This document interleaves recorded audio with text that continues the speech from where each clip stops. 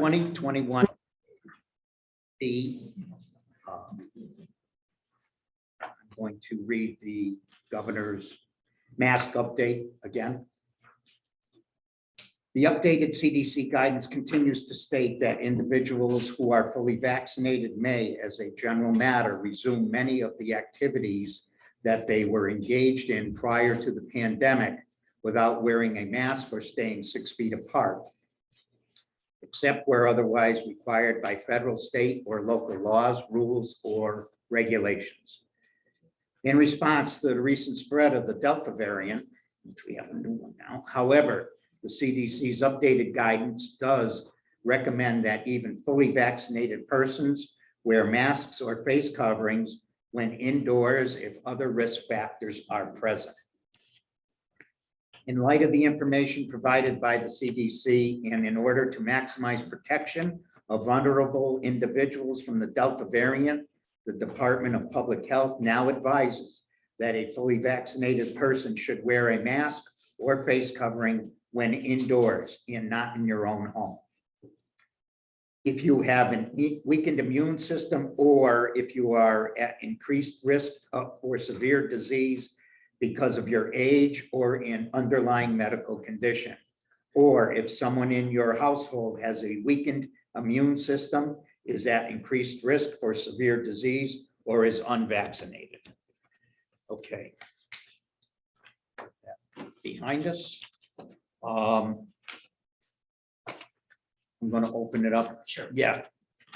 Counselor. Good evening. My name is Daniel Garvey. My business address for the record is 124 Shaker Road, East Long Meadow, Mass. I also have with me Robert D. Benedetto, who is the engineer who put together the plans that are before you for your consideration. As you may recall, he's from the firm of Sherman and Fredericks. And for the record, his business address is 3 Converse Street, Palmer, Massachusetts, 01069. As you know, I'm the applicant seeking permission to construct a self-storage facility on land located off of East Long Meadow Road here in the town of Hampden. The land that we're talking about is 5.81 acres of property that's currently business zoned. The last time we were before the board asked us to look into 3 items. The first item was you requested, and we have completed our local stormwater application. We submitted that, completed that, submitted that along with the applicable fee to the building department earlier this week. Second thing the board asked us to look into was an insurance policy, whether we'd be able to provide the town with a pollution policy. We have conferred with our insurance agent, and we are able to provide a pollution policy in the amount of $1 million if the board feels that that's appropriate, and certainly can make that a condition of our special permit. And the third thing that the board asked us to do is to submit our most recent plans to Ty & Bond. As you all know, Ty & Bond is the engineering firm that the town engages to take a look at our plans. We have done that. We've supplied them with the plans that are before you. We've supplied them with the additional documentations that they required. And I believe you all should have a letter from Ty & Bond dated November 30th. And that letter indicates again that our stormwater management plan that we provided to you is in full compliance with the local town bylaws.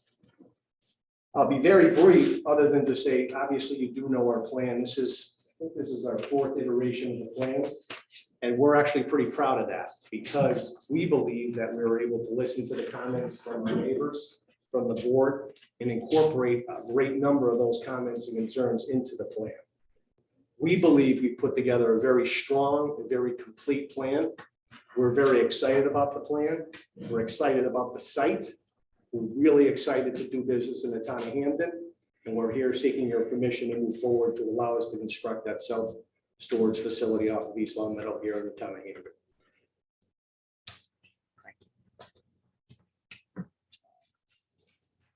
From the board. Yeah. Yes. I have just one question. The policy, is that an occurrence policy or a claims made policy?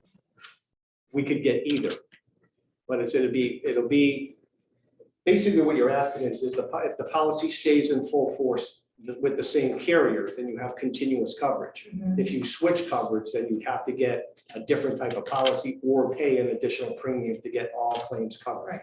So Yeah. exactly. Right. So you could get either. Whatever the board requires, our insurance agent will provide that, yes.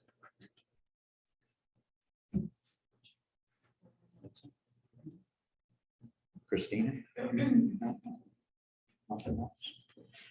Okay. I do have the letter from Ty and Bond. Okay. And it does state that basically the system is compliant under the MS4 program, which is the most up-to-date program for the state of Massachusetts and the town of Hampden.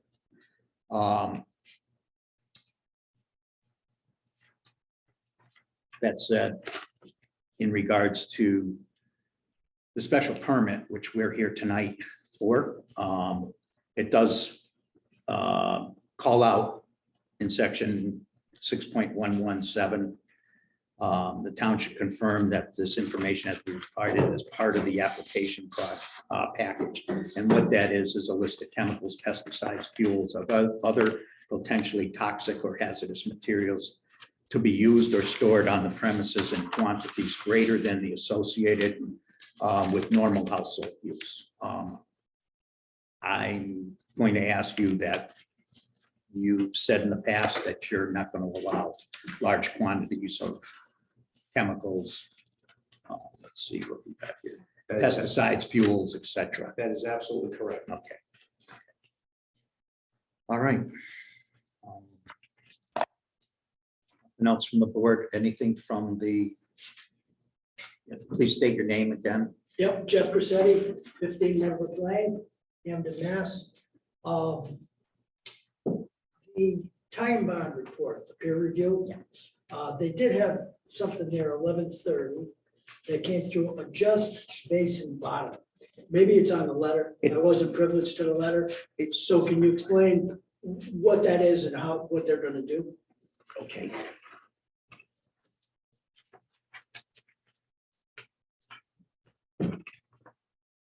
So I spoke with the peer reviewer. She noticed that there was a discrepancy on the previous one where the test pit was in error with the elevation. So therefore it affected the groundwater table elevation that we were using to set our 3 feet. That was fixed, and as a result, we raised the basic bottom by 0.3 feet to satisfy the 3-foot requirement. We ran through our modeling program again and found that there was little to no change to the results. The 100-year storm event is still contained within the basin in its current state. And these documents were further reviewed by the peer reviewer and approved. So if I'm correct, the previous was, I think, 2.9 feet, the bottom. Above. Yes. Yeah. And then there was an adjustment made.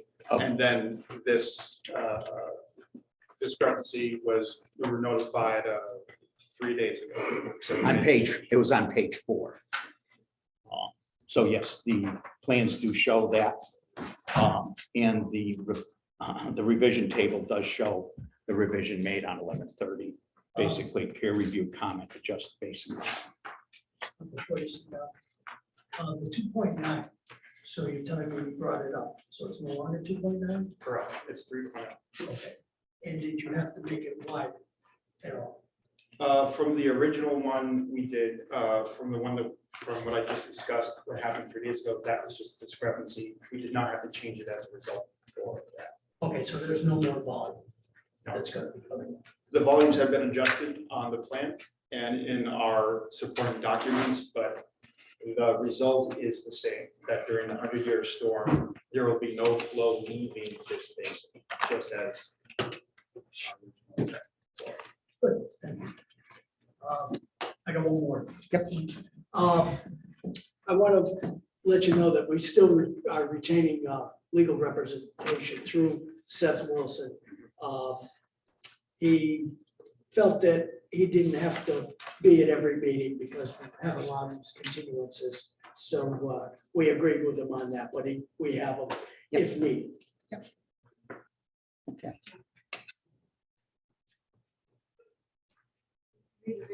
Was on drive to the planning board.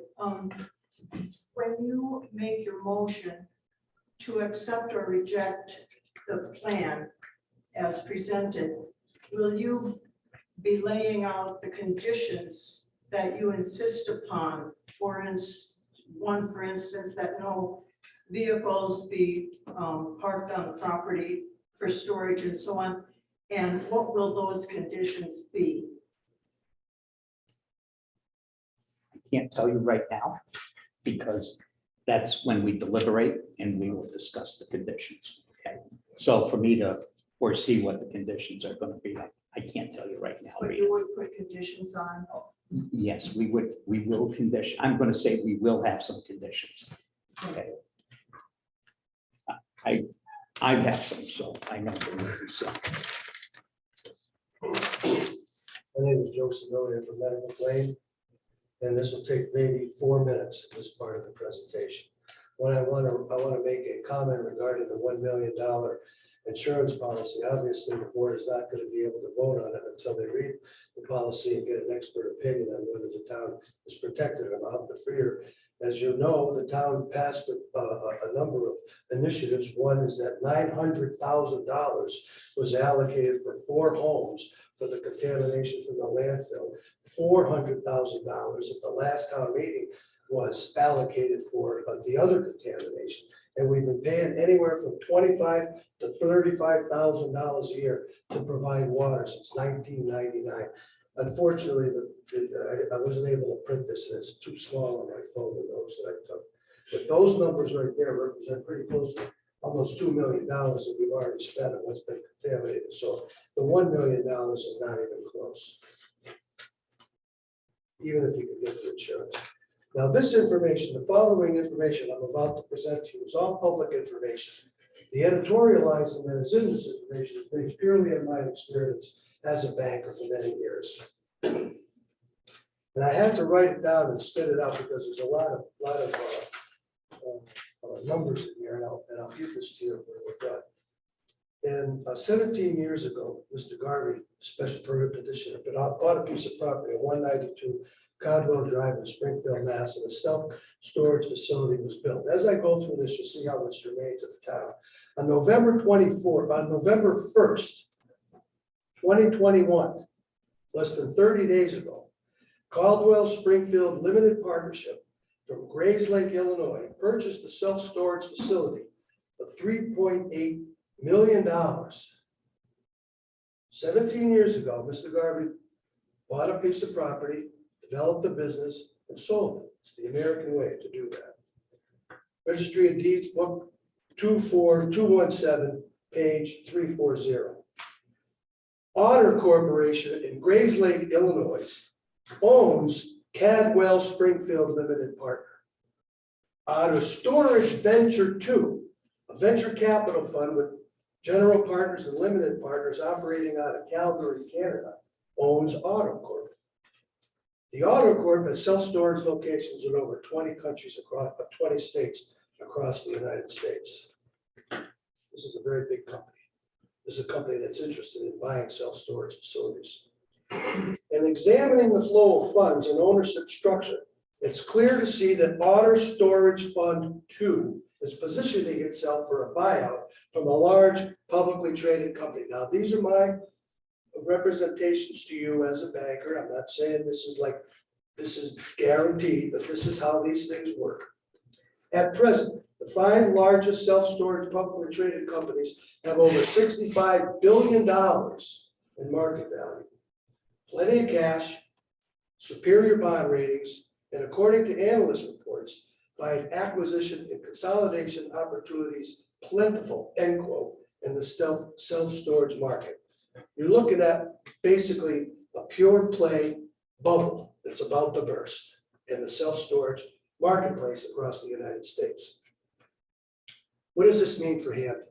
Well, it means that the Garvey Group has a nice relationship with the Otter Corp. And when you have a deal like this, and they give you $3.8 million, the next thing they say to you is, do you have another one? And then they pay you to find them another one. And they'll pay you a premium. Now that's the way it goes. I mean, that's just the way it goes. I'm sure Mr. Pellegrino has, and the other petitioner has the same data. It's basically a great move. A move I would advise them to do in another lifetime. Certainly not in our town. Let's say Mr. Garvey sells the property to Otter, this big company, and Otter becomes a target for a well-financed, publicly traded company, which is exactly what this fund is trying to do. When you have a number behind a fund, that means that people have invested so much money in this fund, it was oversubscribed, and more people want to put more money in it, so they're given another number. This is number 2. It's probably a 3 and a 4. I haven't gone that far into it.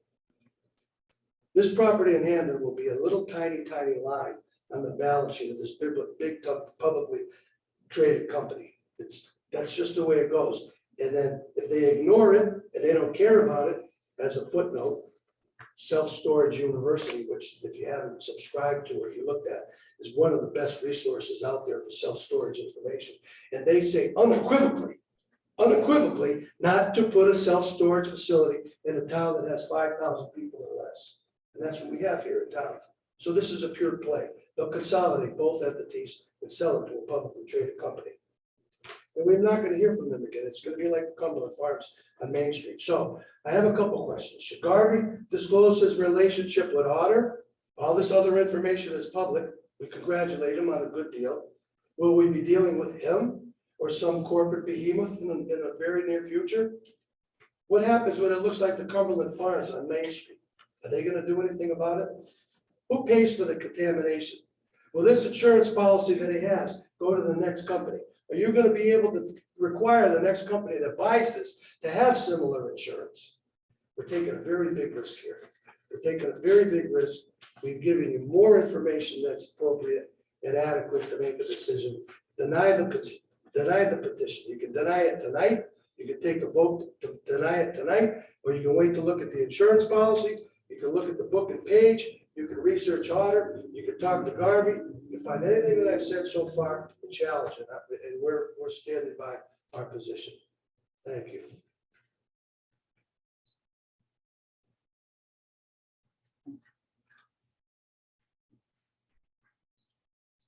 Thank you, Mary Crissetti, 15 Meadowbrook Lane. I want to talk about the $1 million policy that is being offered. So again, if you go on University Self-Storage, and it's a site for people who want to buy and invest in self-storage. They talk about if you're going to buy an already developed self-storage, there are 3 phases that you go through. Phase 1 is an environmental study, and they do environmental studies on self-storage properties because environmental things have happened in self-storage.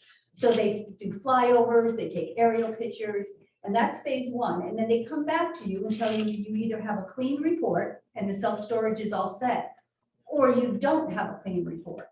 And if you don't have a clean report, you have to go into phase 2 environmental report and a phase 3 environmental report. On the self-storage site, they say, but if it's dirty, you have to do a phase 2 and 3. Phase 2 to determine how bad it really is, and phase 3 to a plan to fix it. Most people drop out if the phase 1 comes in bad. It's too expensive to clean up pollution. It can often be in the millions of dollars. So $1 million will not save Hampden. And what I also would like to just to remind, and remind a lot of us here in the room too, of the bylaws. We're not asking you to deny something just to deny it. Bylaw 6.117B, requirements for special permit in the water supply district. The applicant shall file 9 copies of the site plan by a qualified professional, which I'm sure they've done. The site plan shall, at the minimum, include the following information: a complete list of chemicals, pesticides, fuels, and other potentially toxic or hazardous materials to be used or stored on the premises in the quantities greater than those associated with normal household use. Mr. Garvey stated on the very first meeting, I cannot guarantee toxic chemicals will not be stored. So for that reason right there, 6.117D, you can say no. 6.117D2, those businesses using or storing toxic or hazardous materials shall file a hazardous materials management plan with the planning board. They cannot do that because they They can't guarantee you that hazardous materials will not be stored there. 6.1172A, in no way during the construction or thereafter adversely affect the existing or potential quality or quantity of water that is available in the water supply protection district, which is what we're talking about. Be designed to avoid substantial disturbances to the soil, topography, drainage, vegetation, and other water-related natural characteristics of the site to be developed. As Tad Brown explained to all of us, over 8+ acres of trees and vegetation and soil are going to be replaced with metal storage sheds and asphalt. That is disturbing a significant area. 10.212, to promote attractive and viable commercial and industrial districts. And I know that Heather spoke of the viability of these projects, and that question was never answered. If you go on to these sites, the university self-storage, inside self-storage, Joe mentioned it, never, it says, never build a storage facility in a town of 5,000 or under. It's not a viable business. And 10.213, to protect the rural character, aesthetic qualities, natural, environmental, and historical features and property values of neighboring properties in towns. 8-foot fences around metal storage building is not the rural character of this town. Munson Savings, you didn't ask them to fence it in. Reddiker, you didn't ask to fence in. The vet is not fenced in. It's All About Me or Rosewood is not fenced in. Why are we fencing it in? We're fencing it in because what's inside is very ugly. But an 8-foot fence is just as ugly. 10.812, the use is in harmony with the purpose of this bylaw. So that's a bylaw. 10.812, the use has to be in harmony with the purpose. And here is the purpose of the bylaw.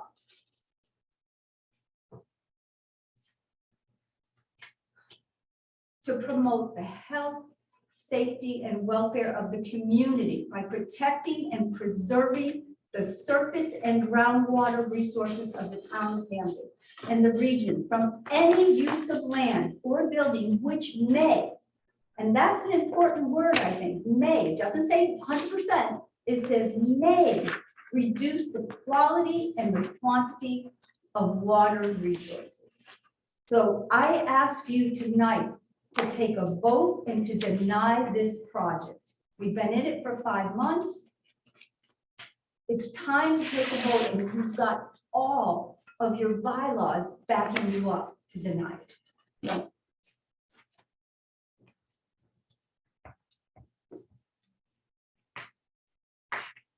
Tad Brown? I'm sorry. We had talked previously about the Board of Health, and we were inquiring on some information about the safety of our wells. We've never heard anything much back about that. What was the outcome? And I haven't received anything as far as a letter or anything to say that I was going to be okay in the future to actually relocate my well based on the standards now. Where are we on that? So I think I read it at one of the meetings I was at, but I don't remember which one. So here it is again. This was a reply from Lori McCool, the town's health agent. And it states that there are no Board of Health well regulations or guidance that speak specifically to the separation between a private water supply well and the infiltration basin. There appears to be no, there appears to be stormwater management guidelines that I believe fall under the planning board, and it looks like 100 feet. But that's not the Board of Health's oversight or required approval / review.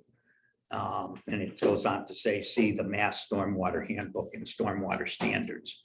And it was noted in the letter from Ty and Bond. also. I believe it says something about, maybe I'm wrong.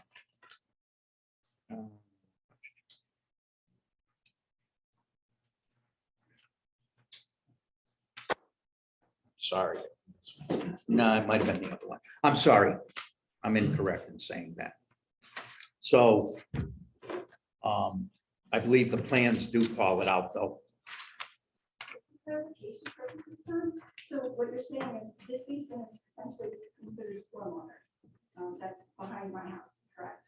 I'm sorry, I couldn't hear The you. basin that's right to be behind my house, because I believe it was relocated now, is considered stormwater.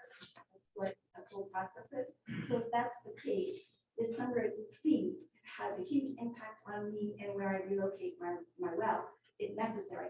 I know there's talk about potentially keep it in the same location, but that has variations, whether it's 2, yes, you can, or no, you can't.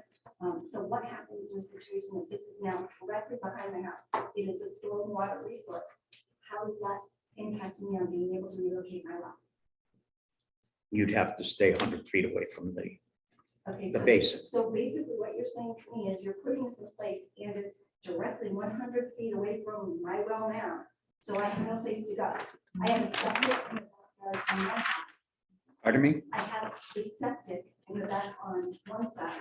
So George's house, his septic is in the backyard. of the septic. So I wouldn't be able to move it towards the house on the right-hand side. And You- now you're putting into play, I will have restrictions on how far I can move it to the left as well. Where do I go? I don't know. Again, you're asking So, questions. okay, so this is something that please take into consideration, because when I sell my house, how am I gonna sell my house with a well that can't be used if necessary? How am I gonna live in a house if I have an issue with my well and it can't be moved? That's a problem. So, I don't have an answer for you. okay, I'm sorry. okay. I just, Then- you're then I asking, have to say that right there is a valid enough reason for you guys to be determining this, because it's impacting the town and as a resident.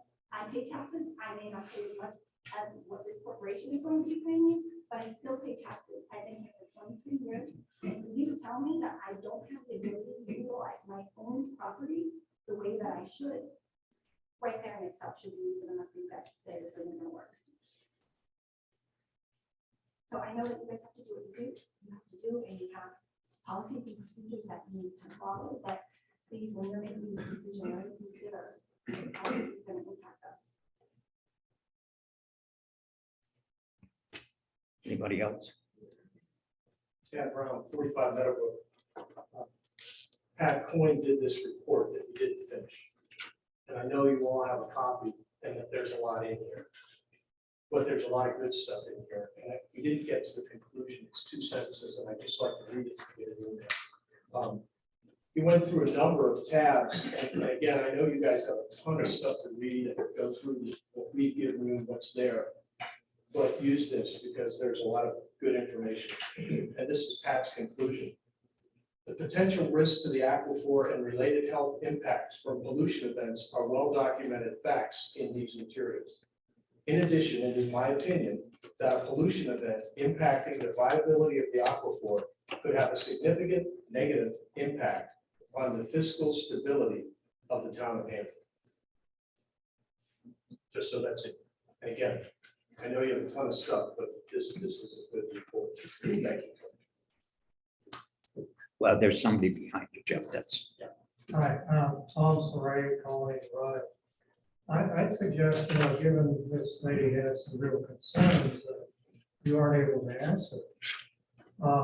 One thing to do might be for the town to agree to hold her harmless in case there's an issue with the law.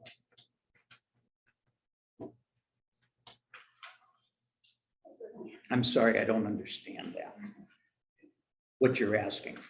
Well, you aren't able to answer her question. Maybe there isn't any way to answer that question. But she has concerns, and Hampden, the town, could agree that if she does have a problem with the law, that they will take care of the problem. That's beyond the scope of this board, okay? what you're asking us to do is beyond the scope. So that's up to somebody else, but not planning. I'm sorry.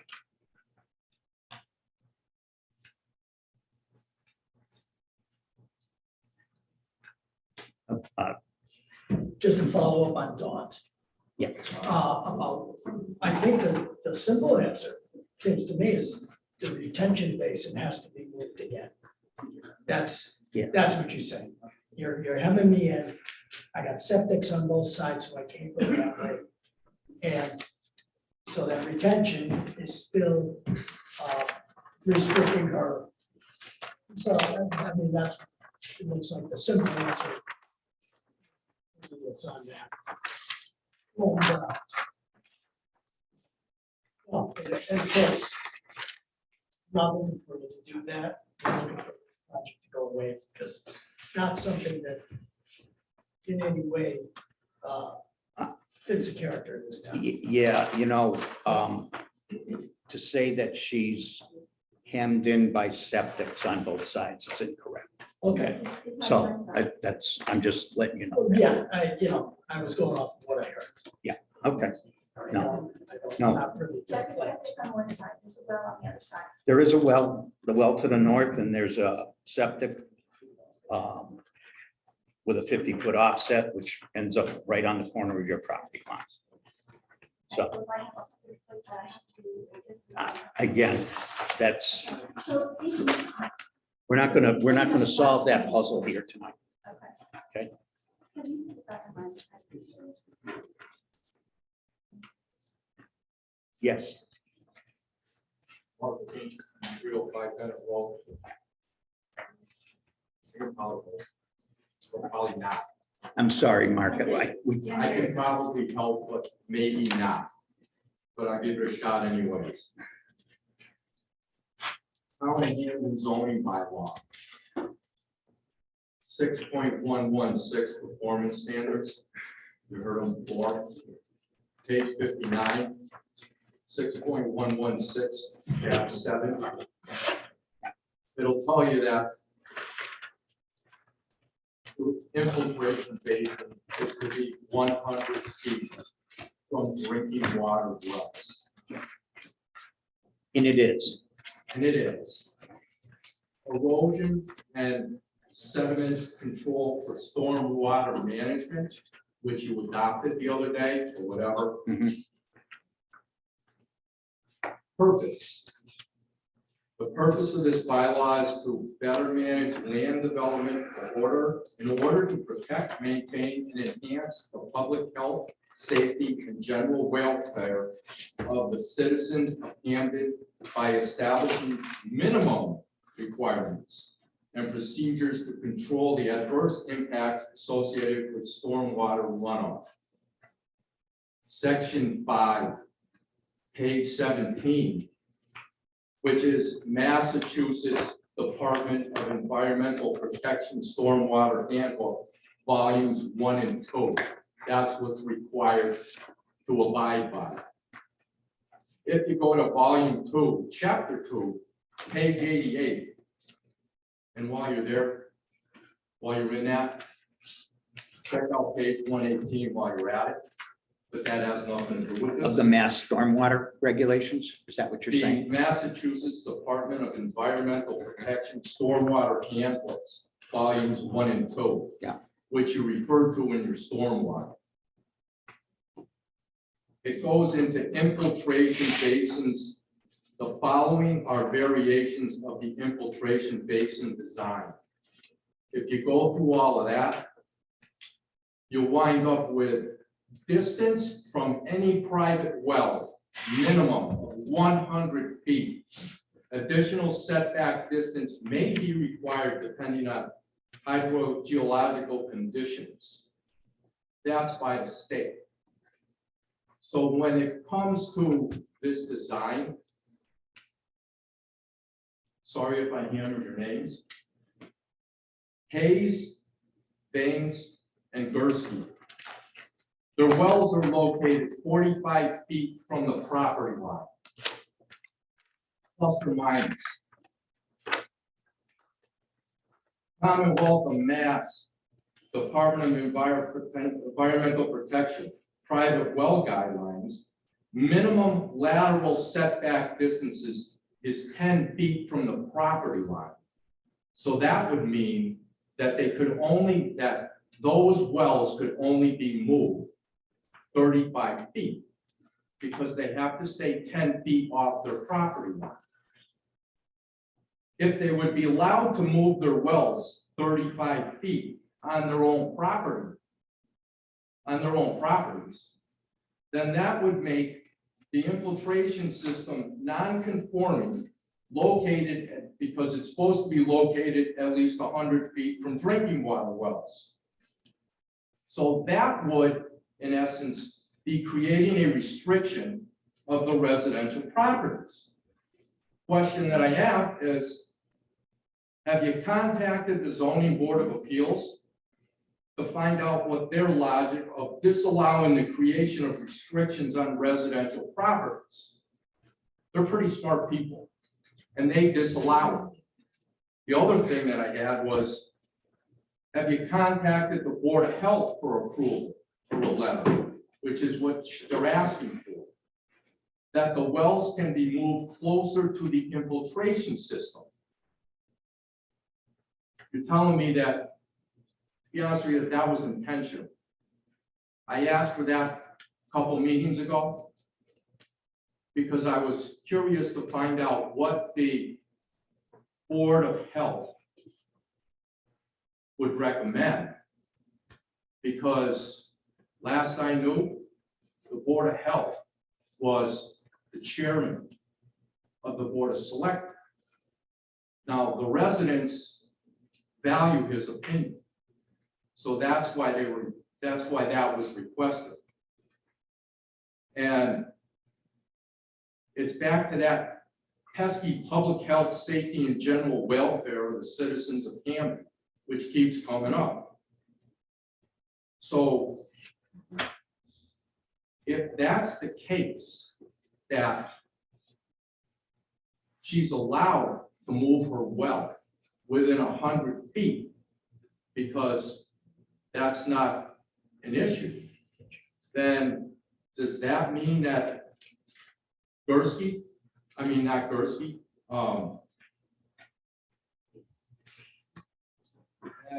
sorry, I hammered you.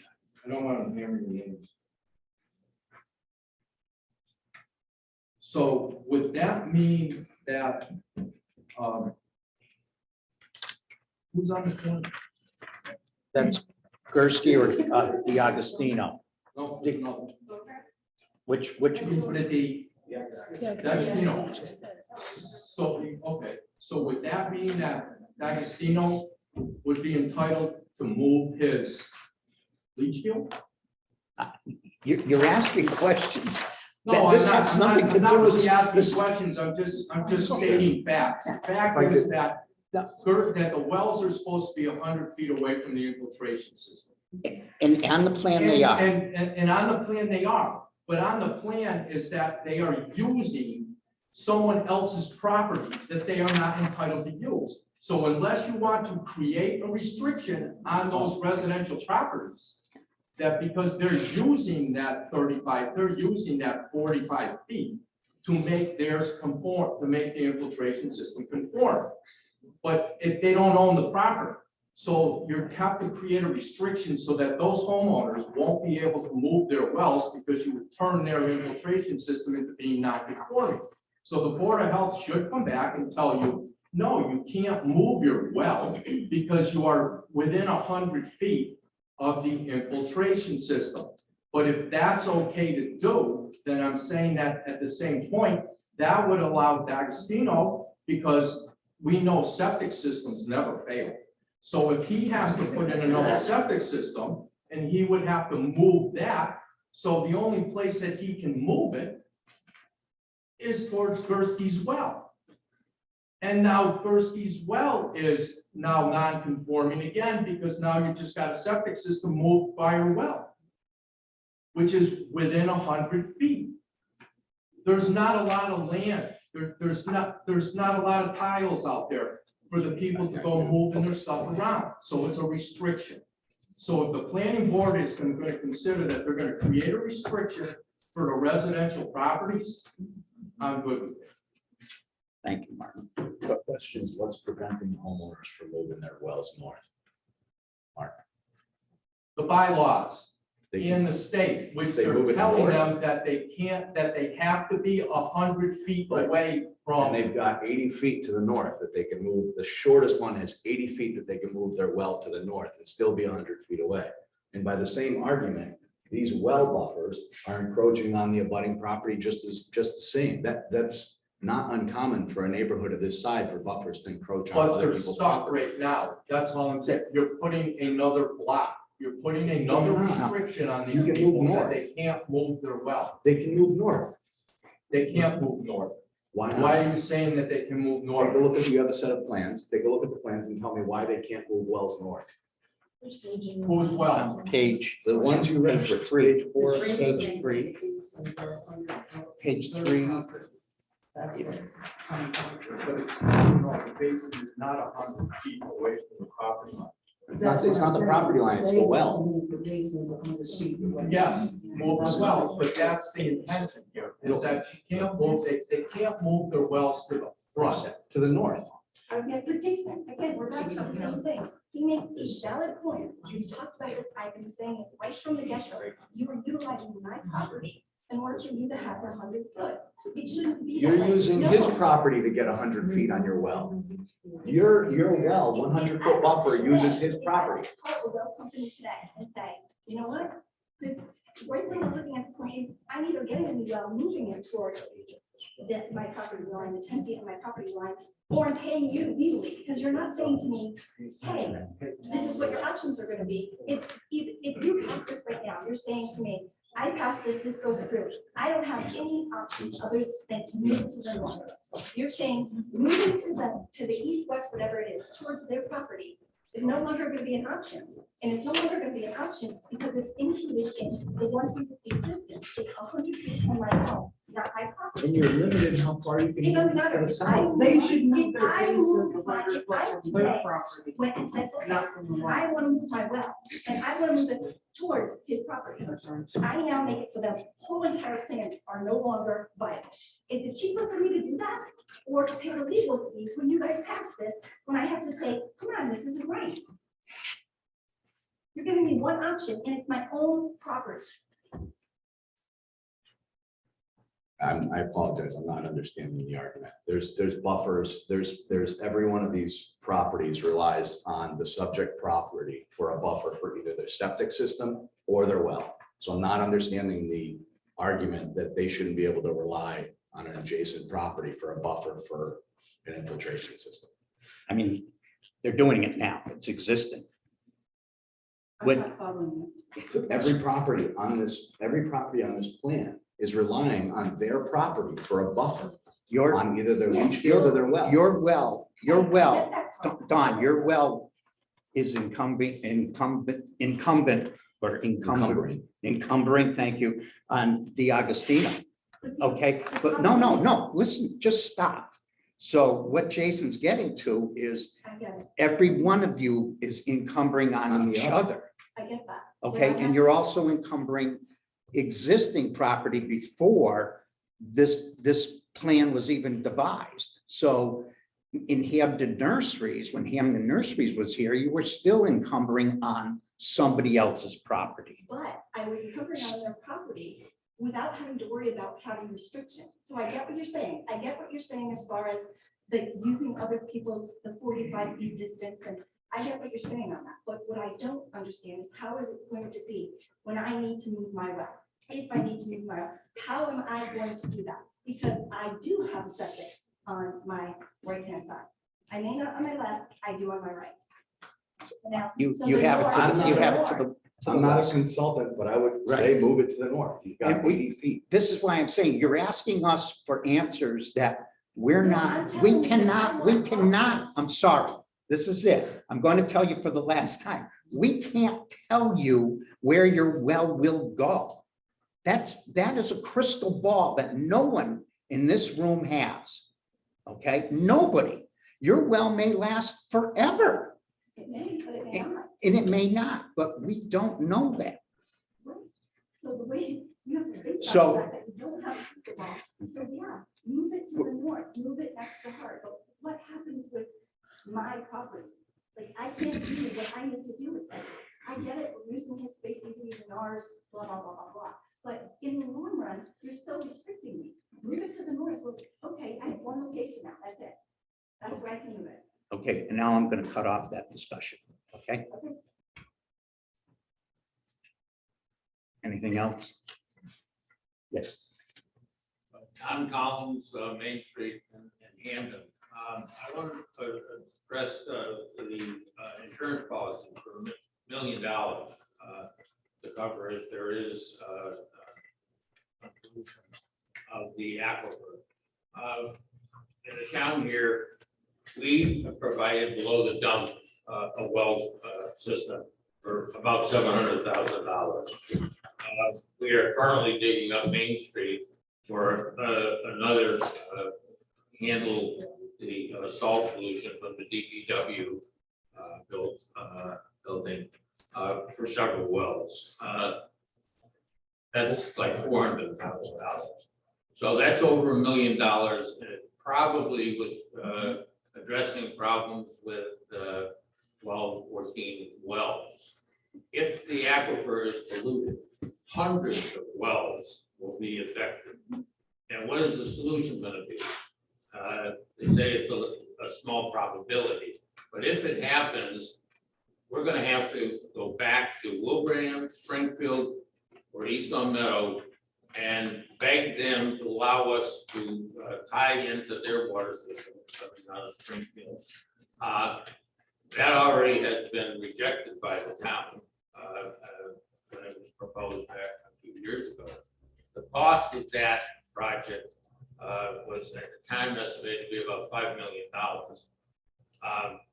And if we pollute hundreds of wells, God knows what the cost is.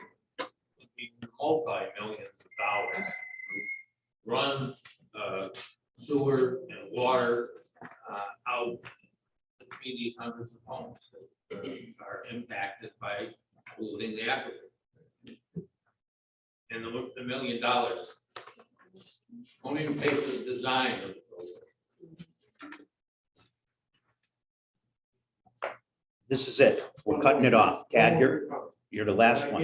When I gave you guys those pictures of self-storage units, this whole discussion is why you don't see those plopped in the middle of the residential area. All this complicated stuff we're talking about in the future and what can happen to the wells and the money that it would cost to fix it. The reason they don't put them in the middle of residential areas is exactly for those reasons. Okay. I'm going to entertain a motion to close the public hearing.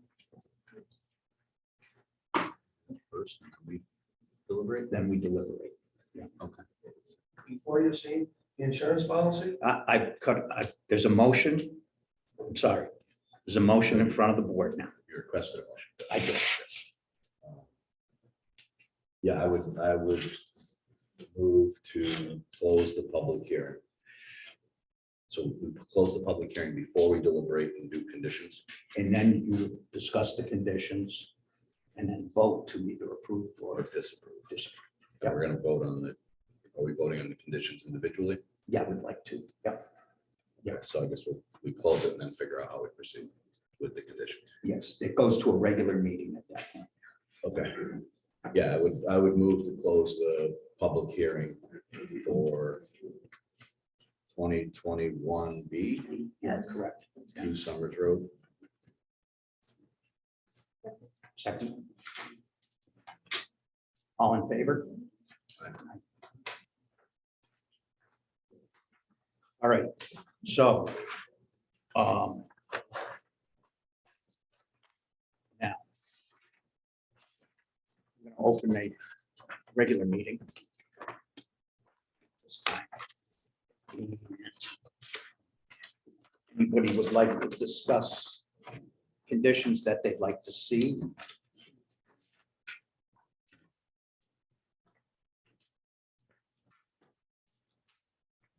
Or would you like to review the plan and go through the bylaw? I'm open to. I'll take a swing at the softball pitch. I think we should discuss operating hours first. I'm sorry, discuss what? Operating hours. Yep, Okay. that's fine. Yep, so this will be a condition. Go ahead. I believe the operating hours we have on Commercial Drive are it's Commercial Drive 7 to 10. 7 to 10. You want 7 to 10? I throw it out there. I don't know what folks Um, think if that's. So there's a couple of things. When you say the operating hours, we can condition, one, the office operating hours, and two, the keyed access to the site. Okay, so in other words, the I rent was discussing keyed access to the site. keyed access to I the was site. discussing, yeah, Okay. my concern with operating hours is The access. if this, this gets approved, what hours will people be able to go in and out? Okay, Uh, so you're saying 7 to 10? I'm throwing it out there for discussion. Yeah, so I- I don't think it should be any, under no circumstances should it be more than that. Right. And I'm saying 6 to 10. So when you say not more than that, that would be more than. What's your rationale for 6? 6 is somebody with going to work, okay, on their way to work or something like that, could access this. We've heard from the people in Hampden won't be using this, but I can't be sure that people traveling from Munson through Hampden to Springfield or Long Meadow may not use it. So that's why I'm saying 6 to 10. You're not happy with Yeah, that one's not working for me. I'll say, Why not, Jason? just because of my concern with this being sited next to the residential property versus in the So- commercial industry. Some noise and. Yeah, Commotion I at don't 6 think you a.m. should start machinery before 7 a.m. I don't think you should be, that's when you're abutting a residence, I think that's, this isn't starting machinery, I agree. but, I agree with your thoughts, no problem. No, and what I'm saying is that on the way home, you can stop. yeah, you can. Yeah, so you're going at 10 o'clock, which would get them in. I was gonna say, I think Nine? if we're gonna, I think 9, I mean, go from 6 to 7, 9 o'clock is very different from 10 o'clock for residents. Right. Okay, yeah, especially with little kids. I would go for Yes. that. Trying to put little kids to sleep at night, et cetera. You know, and if somebody is working, let's say a 7 a.m., a 12-hour shift starting at 7 a.m., they'd still be able to make it by 9. okay. 7 to 9? And is that 7 days a week?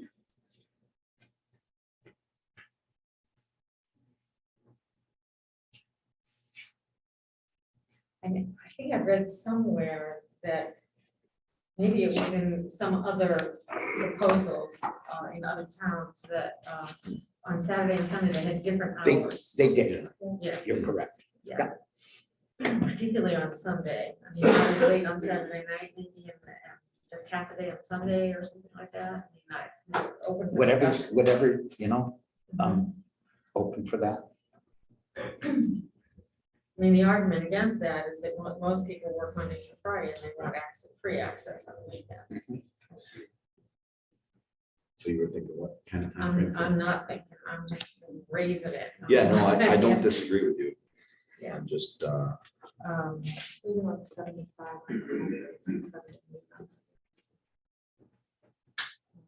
What about 9? We start 9 to 5 on Saturday or 9 to 6 on Saturday. Okay, are you gonna have more traffic, do you think, on a Saturday than you would during the week? In other words, Pardon me? During the school year, you get more traffic during the school year. No, I mean traffic of people in and Oh, out, in and out. using the facility. So my notes say the peak times are 7 to 9 AM and 4 to 6 PM. So I say that things. It did not. But I was assuming-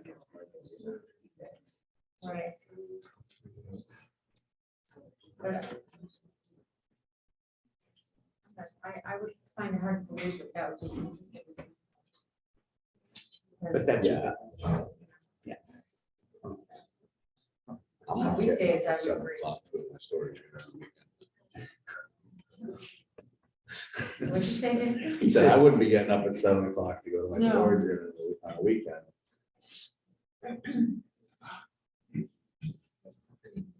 What's that? If there was a soccer game, yeah. There's a So- soccer game, but not the- so again, 7 to 9, oops, 7 to 9, 7 days. Yeah. 7 to 9, 7 days a week.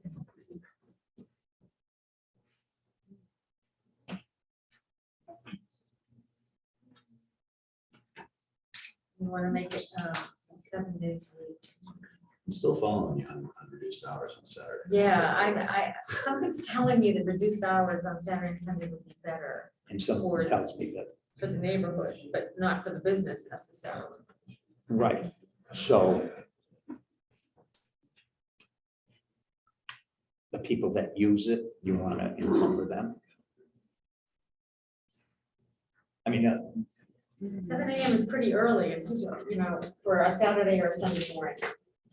That's only. I've been getting up at 5:30 for a long time. It's Yeah, not early I for me, mean, but Not everybody not is everybody like does that, us, yeah. right? What's wrong with 9 to 5 on Saturday? 9 to 7.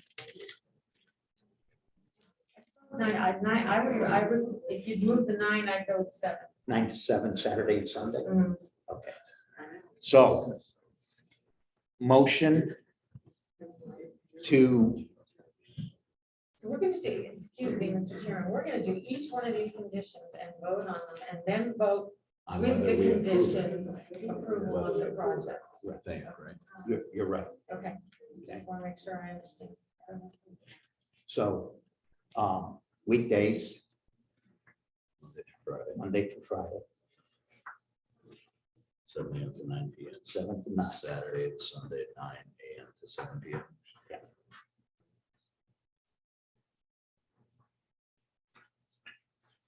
Including holidays.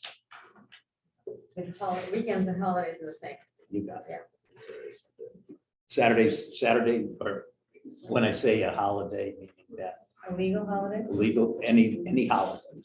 Okay, Hmm. any holiday. Veterans Day too? Yeah. Yeah. It's a holiday. A federal Federal holiday. holidays. Is that how you wanted to define it though? No, No, you don't want to define it. any, Columbus hol- Day. any, that's right, any holiday. Okay. Okay, any holiday. Okay. So, would, on each condition or? yes, We're gonna we're vote gonna, each. each one. So would you read it back to us, Jillian? Yeah, Or do it's you- clear, hold on. Chris, it's clear. Come on. Operating hours will be 7 AM to 9 PM, Monday through Friday. Saturday and Sunday, 9 AM to 7 PM, including holidays. Excuse me, Mr. Chairman, Christina has a Yeah. So like Hanukkah is a holiday, Yes, 8 days in a row. 8 days in a row. well, for your faith or the Jewish faith it is. Right, yes. So, Okay. I'm just, it's a lot of holidays. so you want to limit it then? I- Go ahead. I just don't, where do we draw the line on a holiday? Christmas? No, what I'm saying is, okay, I understand what you're saying. So federal and state holidays? That's, yeah, I'm looking for some kind of definition of, like, Yeah. if the bank is closed, it's holiday hours. How about federal and state holidays? Yeah, okay. Okay? Not including religious. Yeah, but if you include I- religious, you get, No, we're not. Go there. No, we're not. So you're just being difficult. I was Perfect. he's been difficult. Okay, Joanne, go ahead, Read it again. please. Operating hours will be 7 AM to 9 PM Monday through Friday, and 9 AM to 7 PM on Saturday and Sunday, including federal and state holidays. Okay, Do we need to move? Mr. Chairman? no, there's no, Can I have point of order? no, I'm sorry. We're in a regular meeting, and I'm not going to recognize anybody from the audience with But you can anybody. do a point of order at any time by. And rules. and as the chair, I can say no. Okay. Well, take it to court. Go ahead. So do we need a motion There- on every suggested? Yes, Okay, so we need a motion on every suggested. So right now we're discussing suggested. Yeah. Permit conditions. All right. So then I would move that if approved, we institute operating hours of 7 AM to 9 PM Monday through Friday, 9 AM to 7 PM on Saturdays, Sundays, federal and state holidays. So that was a motion. all in favor?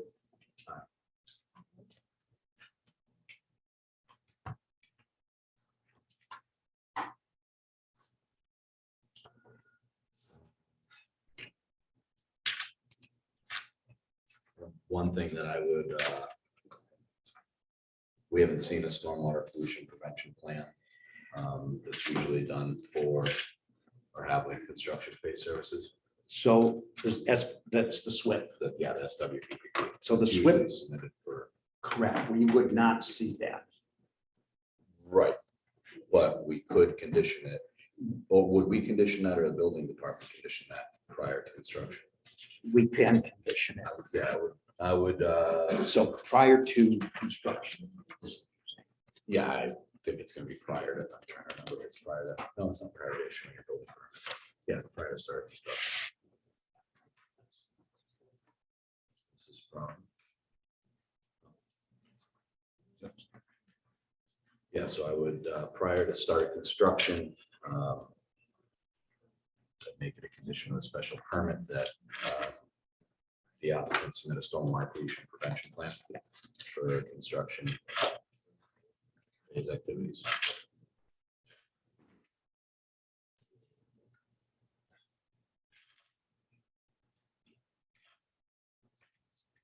Prior to construction, the applicant provide a stormwater pollution control plan. Is that it? Am I missing a word? Stormwater pollution prevention, Got it. SWPPP. That's what I was trying. Excuse me, who approves that plan? So that's in regards to stormwater, Right. okay? And that would actually be the building department. Building department would approve it. In conjunction, he is also the stormwater designated agent. Okay, so, So that plan gets submitted, but it is actually,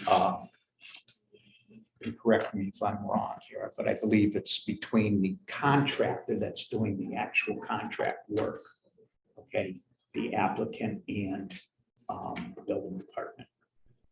so the condition would be they would be submitted and approved Prior to prior to construction. right. I just didn't hear the language and approved by whomever, So that would be a condition. yeah.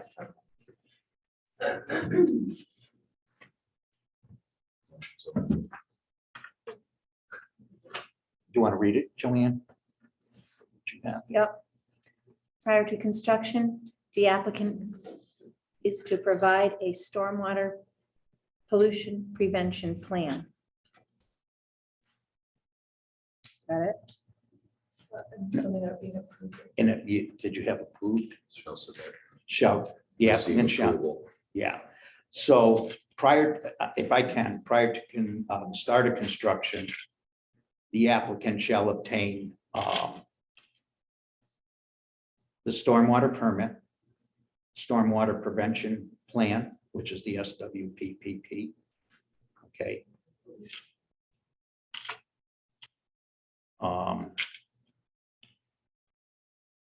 To the designated agent, designated agent for the stormwater. Or stormwater designated agent, something to that effect. Okay.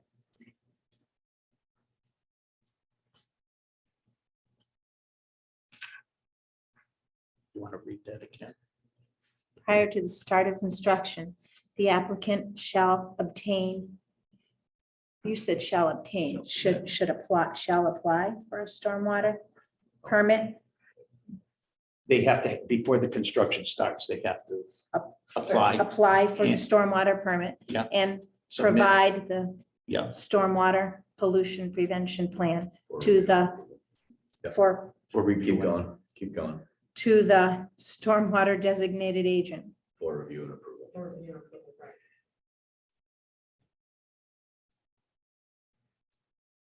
Okay.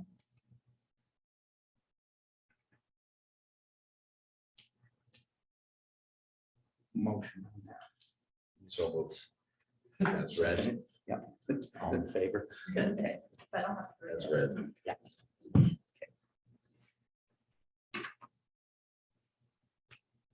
Okay.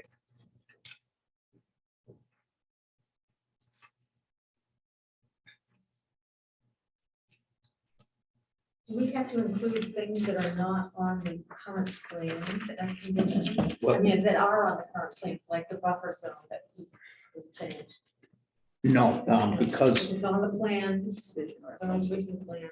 our decision will reference this plan in the revision date. How about a Knox box? Condition. Gotta have a Knox box, I saw that in some of the others. so that it's accessible to fire. So, To move that the site require an Knox box for emergency access. Fire. EMS, emergency services. that's even better. Can you just, Mr. Chairman, explain exactly how that works? for me? The Knox box. Yeah, So what that I saw it is, referenced, I assumed I understood, but I might not. so I believe, and I'm not 100% on this, but I believe that Knox box is a coded box that gives them access, or they may have a key card or something to that effect. And again, because this is a key card system, they may have their own key card where they're able to enter the property At any time. at any time. You want to read that? I think you said the site requires, should we say installation of, or the site requires a Knox box? A provision for a Knox box in Knox how, box. however that is done, and because again, being a keyed site, key carded site, they would provide, Are I'm you- going to call it a Knox box, Okay. So the or site, something similar. How's that? Or similar to allow to allow. emergency Service services access. access at any time. Yeah, I will. Good. The site requires a provision for a Knox box or similar Similar or some, yeah. similar something. Similar means of access by emergency services 24/7. Similar means, okay. For emergency access, I got that. Do you want me to read it again? Yes. The site requires provisions for a knock box or similar means for emergency services access at any time or 24 hours. What do you want to say? At any time. At any time? So. Second. I'm sorry. It's okay. I did I touch second it. You second. Jason second. All in favor? Okay.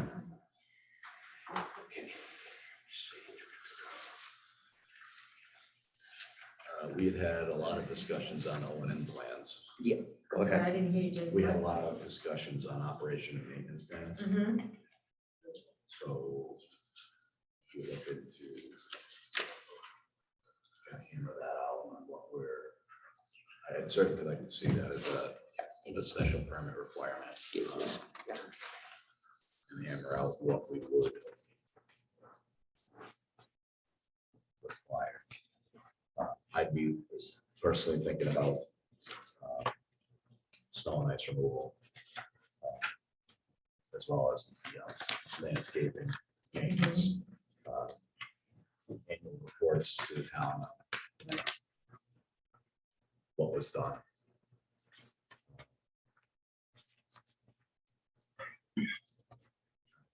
Anything else on this one specifically for the O&M plan?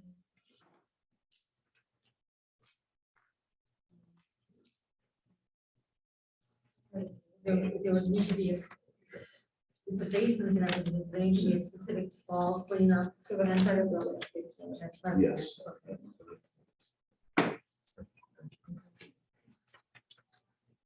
You are going to say that again, right? It wasn't a motion. Oh, I thought you were saying, No, it okay. wasn't a motion. Wasn't a motion. So this is what was submitted.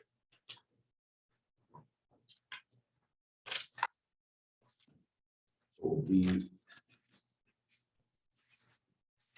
would we attach O&M plan to the special permit? How does that work? Yes. Okay. So then I would just move that.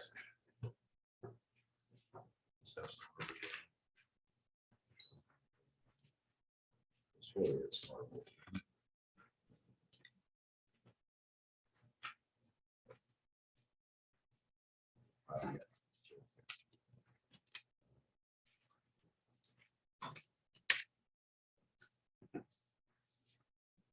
So I would move that we include the landscape maintenance plan for Hampden self-storage as a condition of the special permit. So, Does that also include the, because I don't have it in front of me, I'm sorry, the cleaning of the basins, et cetera? Okay. so say that again. I was basically just moved to attach their operation and maintenance plan. With one exception, Jason, the annual report on all maintenance and operations done. So, yeah, so basically this is saying what they're gonna do. In addition, I think we should be getting an annual report on.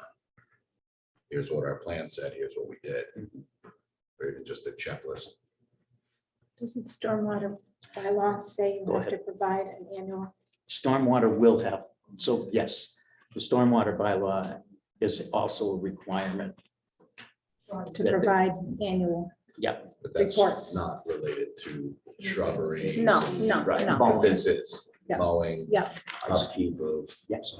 any fences, decorative. so then what's your motion? You're just attaching that as an attachment to the decision? Question.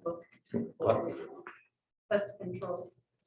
Establish pest thresholds prior to treatment with acceptable pesticides. Who determines what's acceptable for pesticides over and after? So in other words, the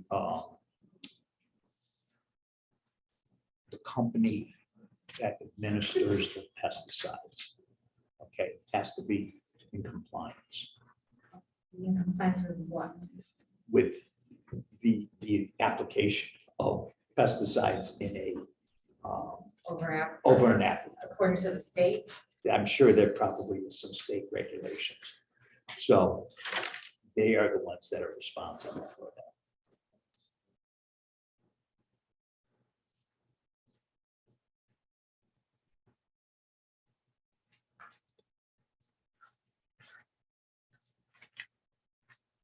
That's right.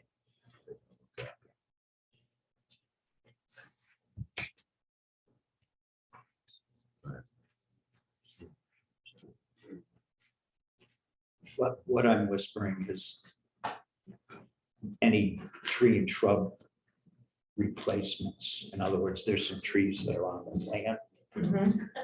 If they die, the replacement has to be within one calendar growing season. That's what I was telling you.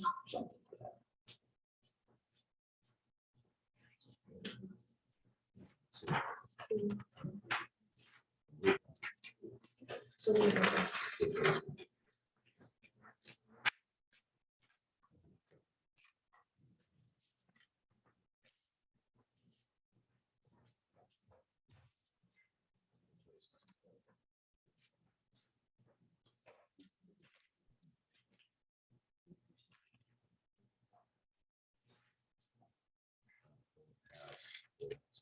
period. Right.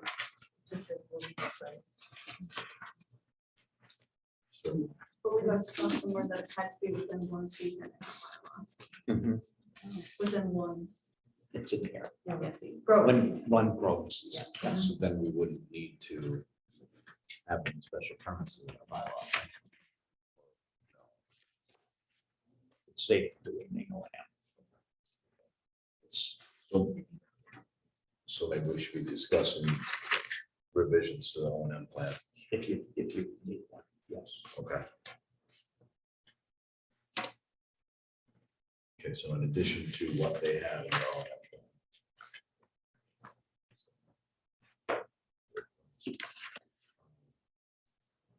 In addition to what they have in O&M plan.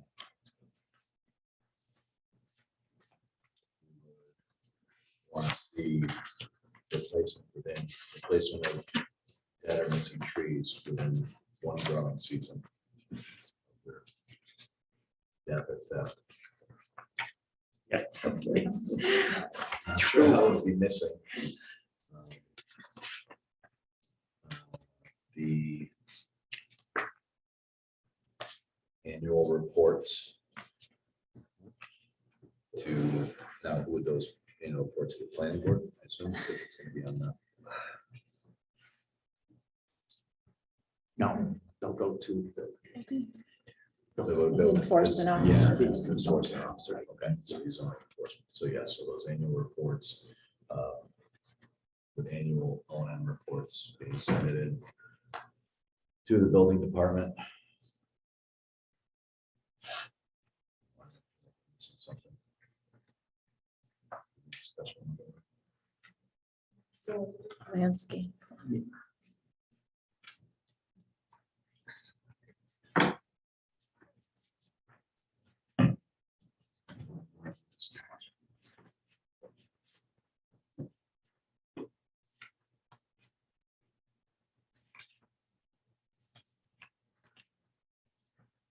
So maintenance of the fencing.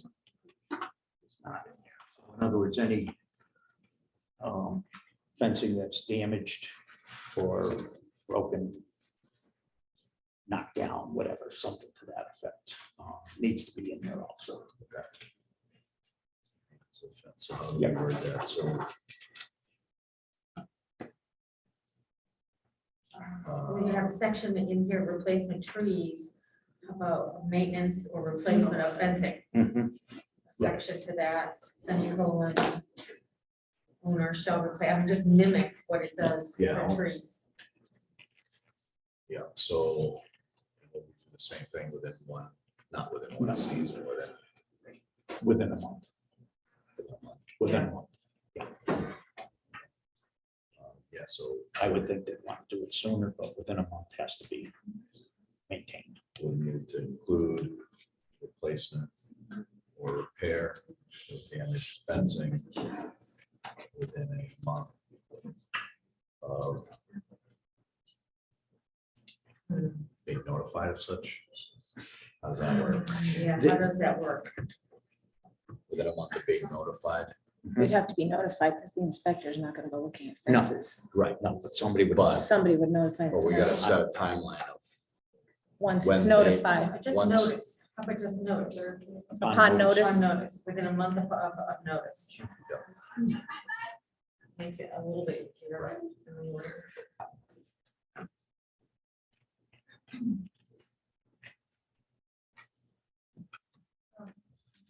Two, but there's a second section I didn't see on the pest control, right above replacement trees, last sentence. Broadcast spraying of non-specific pesticides is a last resort. I would want that removed entirely. Broadcast spraying, I'm assuming means over a large area, not directly where the pests would be.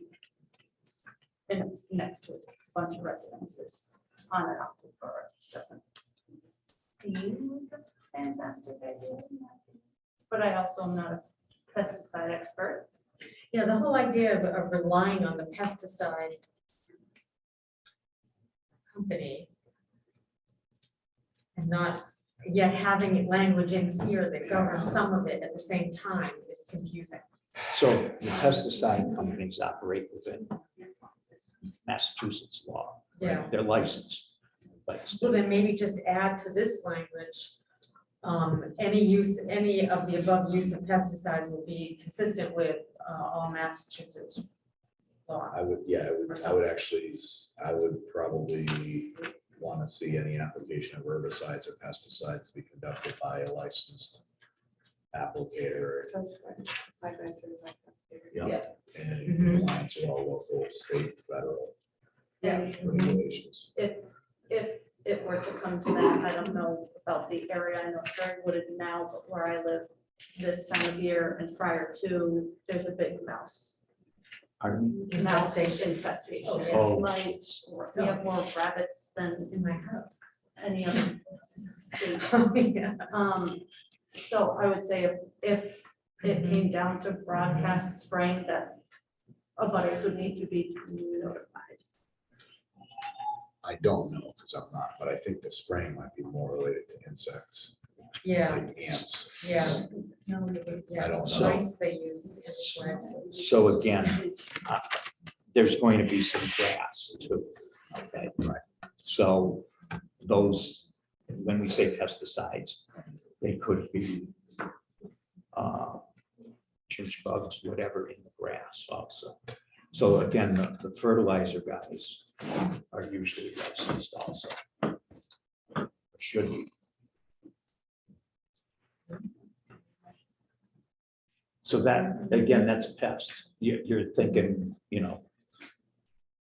So they spray that, they may spray for weeds. Which, yeah, which would be an herbicide. Would be, right.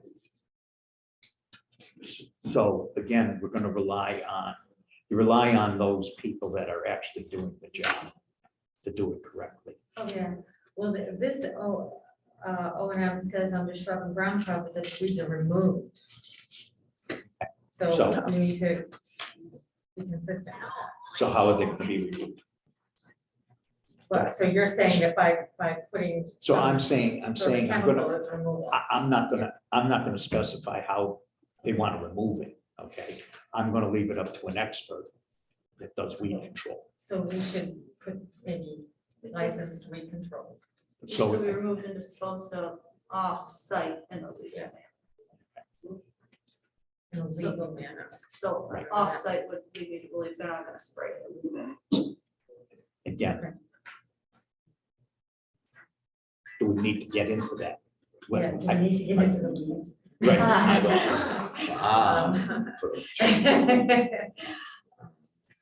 I don't believe so. It's kind of spelled out in the O&M. Okay. Yeah, I would be comfortable with just having a requirement for a certified or licensed applicator when it comes to herbicides and pesticides. I don't know anything about Right. herbicide, pesticide application. Right. I'm sure if I tried it, Right, we don't have that expertise. I would not, Right. And I'm I would not, miss a lot.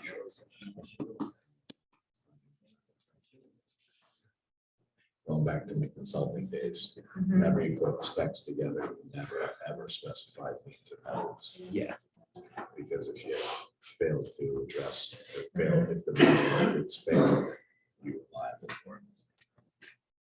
It's a good tendency to.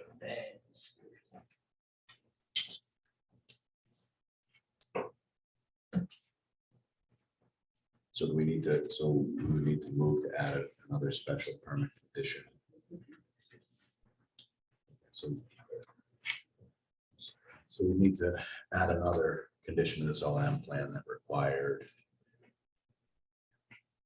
any herbicide or pesticide application be done in accordance with local, state, federal regulation, be done by a certified / licensed applicator. Right. I got any application of pesticides and herbicides to be conducted by a certified licensed agent under local In accordance with In local, state, federal accordance. regulations. with local, state, and federal regulations.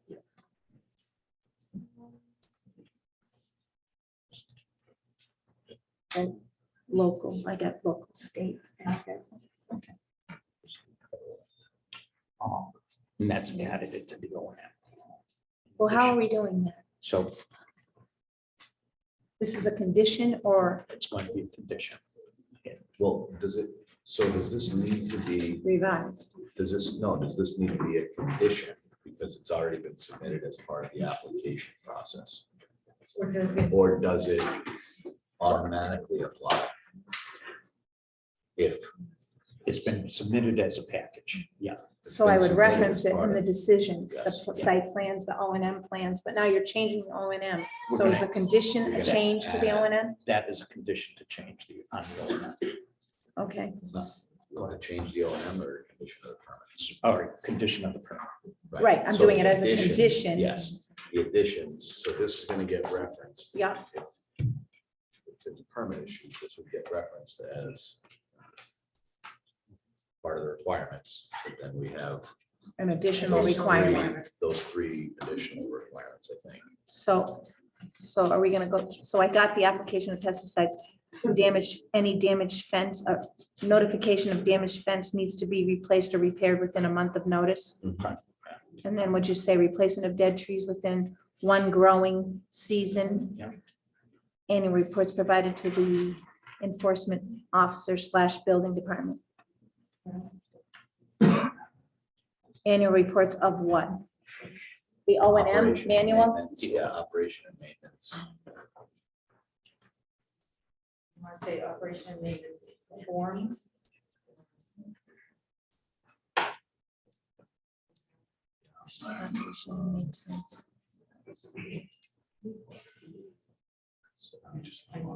I know, It's so- It's It's so big. escaping me, and it should be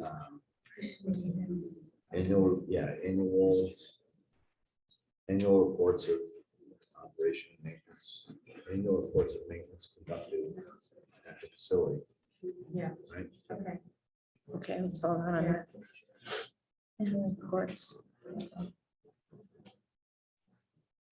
It's performed at the facility.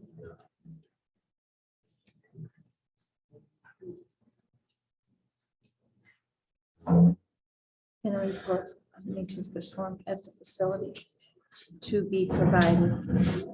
Okay.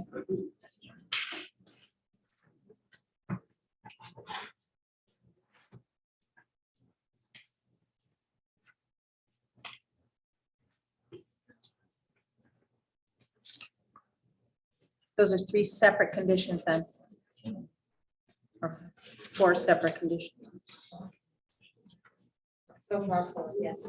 Well, we did the other three. These are four more. Three more, right? Those are three separate additional conditions on top of it. Condition 4, 5, and 6. 6 and number 7. Okay. Now, I thought the plan was for magnesium chloride for de-icing. Someone else says calcium chloride, and I couldn't have it wrong. But I know I asked somebody, when you use magnesium, calcium, because I know we're not I don't using know, yeah, I sodium. don't know which one it was. That was, I wrote no sodium. Right, yeah. Everyone has agreed no sodium. Both. No sodium. Yeah, but this says calcium. Does that make a difference? That one says calcium. Yes. John wants to know the plans used for ice control and the use of sodium chloride. Reading draft minutes. The answer is that they're provided in the instant, and calcium will be used with no sodium chloride. Okay. So is that right? Yeah.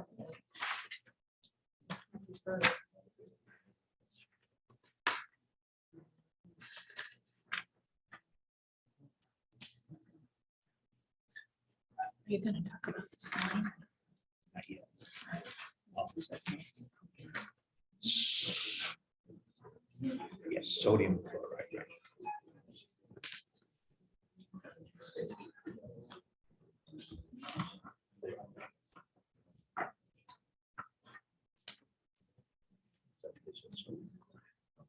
No, calcium will be used with no sodium chloride Okay. use. Calcium. Okay.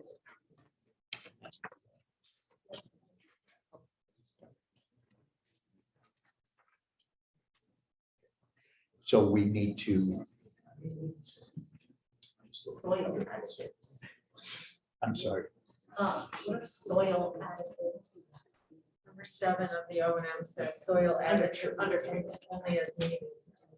Probably talking some sort of fertilizer. I don't think it would fall on it. What part of it is it? Treatment and management, something Yeah. to be absorbed by the tree. Yeah, so well, probably not. Fertilizer. This fertilization No, is soil separate. additive would probably be, I don't know, like a fertilizer, something to open up. Of course, but like an amendment, not necessarily a fertilizer. Right, so if your soil's too clay, okay, for a tree, you might add some perlite to Like lime or something. or lime. Yeah. Right. Like it's not really food, but it's something Right. that It that helps. chemically Right, change the enhances soil the so that, soil yeah, so stability. that the roots can uptake nutrients. yes.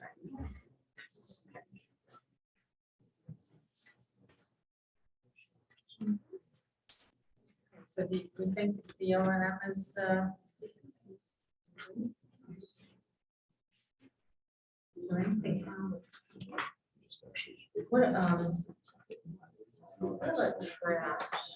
If people leave trash around? 'Cause there's no dumpster, there's no, you know,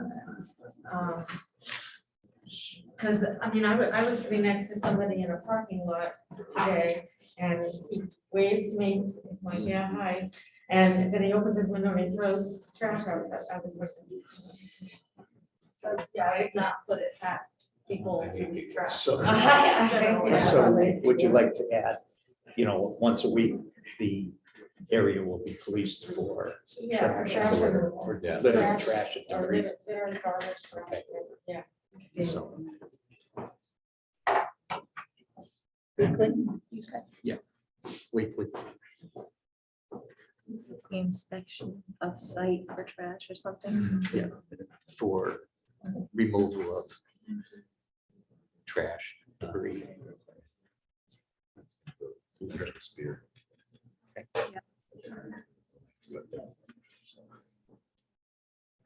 Yeah.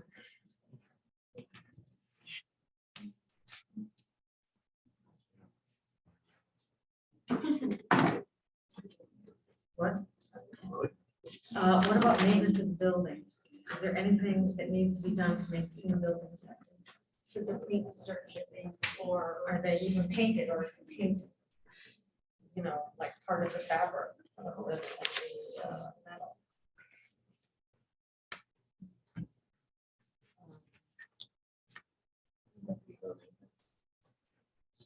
I'm sorry, say again. I think they're looking at. And then, all the lights are LED, so there's no bulbs to be replaced unless somebody breaks one. There's I'm sure the LEDs eventually will go Yeah. bad, but, so So we talked Want a about statement? landscape, so now building and structure. So you want to do a general statement that the facility should be maintained in a manner consistent with its initial approval. Yeah, that would be good. Something like that there. We're supposed to approve these eventually, so we're No, gonna, this is still the O and M plan. this one, I'm sorry.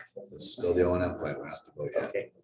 Oh, wait, no, those are conditions. Yes. Yeah, these are all individual. That's a- Well, we read them all, so. No. No, I'm just checking. I was actually looking up what the difference between calcium and magnesium chloride was. Magnesium, calcium chloride is more effective and less corrosive than magnesium chloride. Okay. Where are you? I got it, the facility to be maintained in a manner as was its initial approval. All right, so what condition didn't we vote yet? We're supposed to be voting these. Well, 4, 5, 6, 7, 8, 9. So get to 4. Let's go to 4 is replacement of dead trees within one growing season. So So move. Okay, all in favor? Who made the motion? I'm sorry. Who second? Thanks. Why don't we just do that for all of them? Okay, next one was annual reports of maintenance performed at the facility to be provided to the enforcement officer / building department. second. All in favor?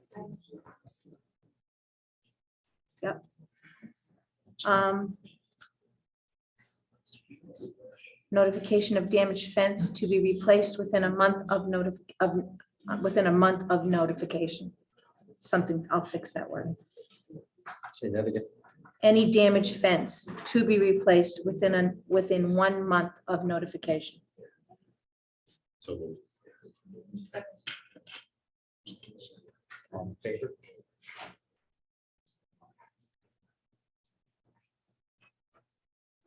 Any application of pesticides or herbicides to be conducted by a certified / licensed agent in accordance with local, state, and federal regulations.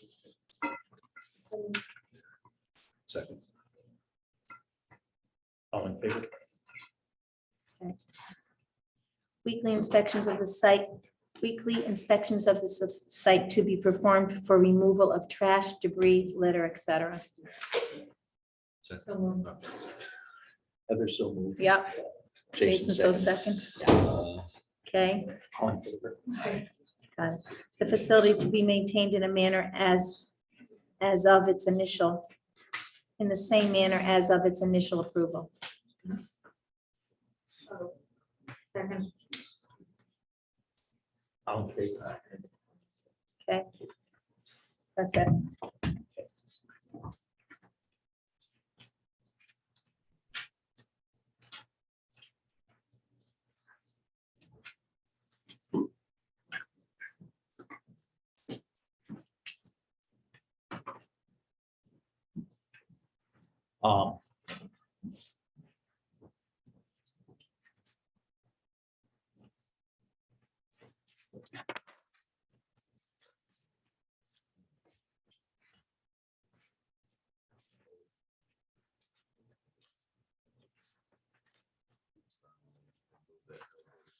Shall be allowed to operate directly or indirectly on the premises.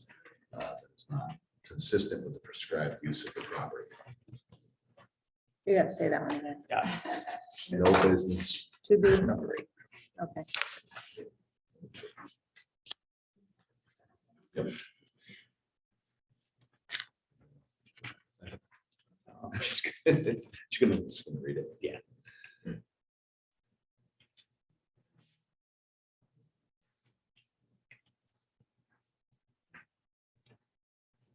Sorry. Take your time. It's okay. I know. Okay.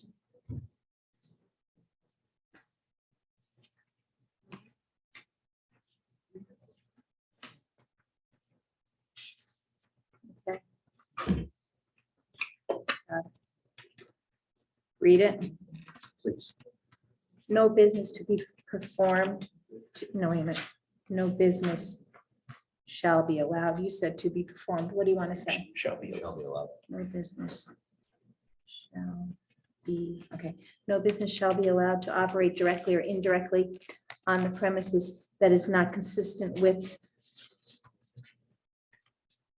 the prescribed use of the property.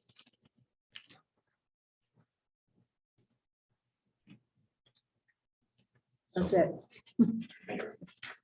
We also need a condition that cites the. Heather, there's a motion. Oh, I'm sorry. That's okay. Oh, so sorry. So would you want to, No, go Do right I ahead. need to No, amend the motion No, or no, I do not. this is related to Okay. something different? okay, So we got a motion and a second. on the not allowing any other business to operate either directly or indirectly. All in favor? Got it. We need a condition that, we need a condition about the use of an agreement with patrons, or clients, whatever you want to call them, for not storing any hazardous materials. That's Yes, okay. yes. So, And that was easy. Well, you want to say That's that my again? opinion. Well, I just don't gotta know work that that's how we want to say it. Yeah.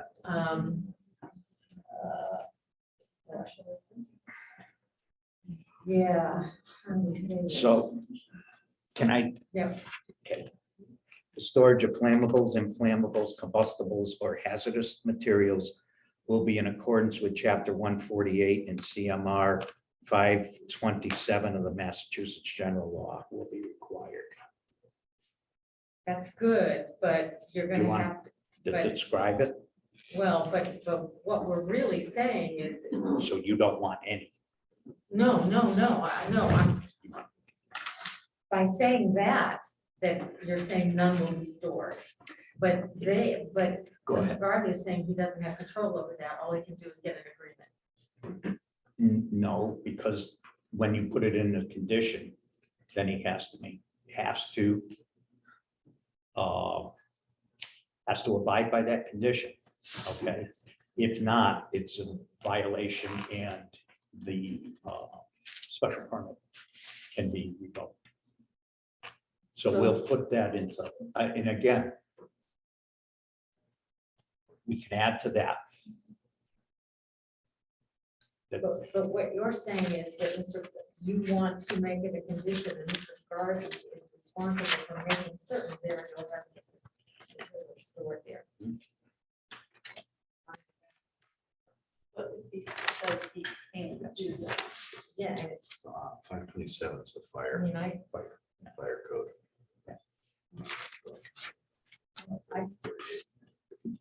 I'm sorry. Christine. So, but he says he can't do that. Which he has said. he has said that it is not possible to do that. Okay, But what he's saying is if Is there that- is an occurrence, the site permit, it would be a violation of the special permit. which then, Request for rejection. once this is up and functioning, Mhm.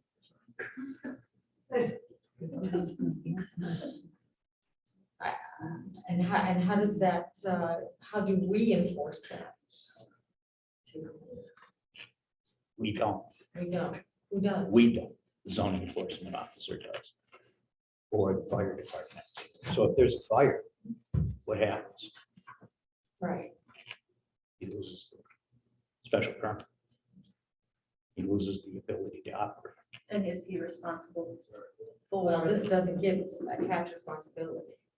This If he loses his ability to operate. just loses his ability to operate, but not financial Because- responsibility for any damage to anything. Or removal?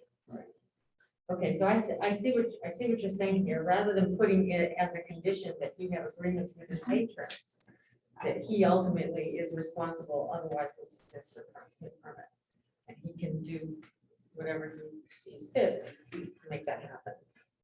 Is that what you're saying? Mhm. Yes.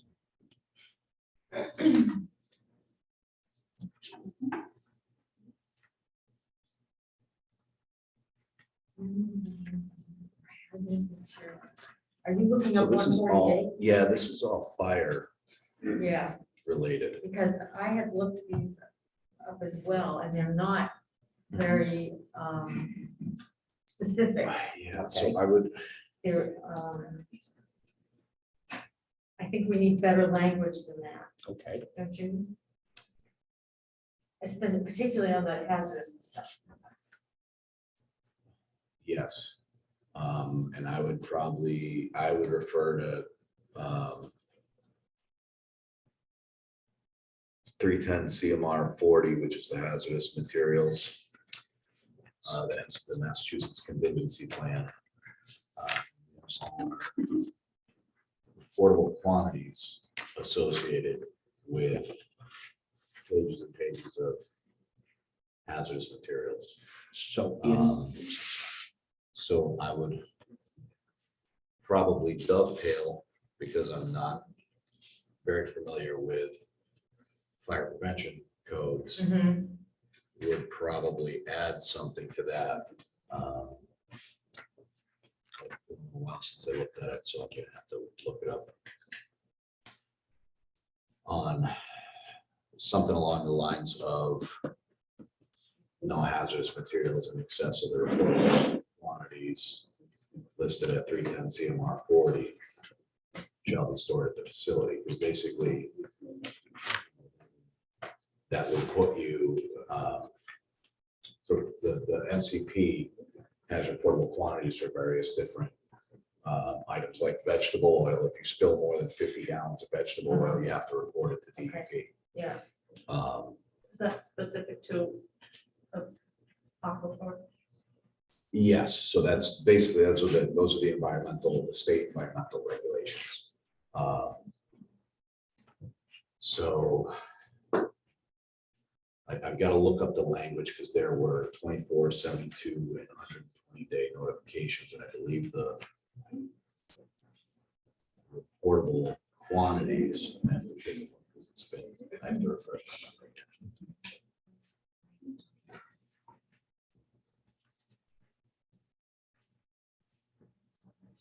I obviously remember the ones that occurred the most, like if you had, a 10-gallon spill of diesel, you needed to report it.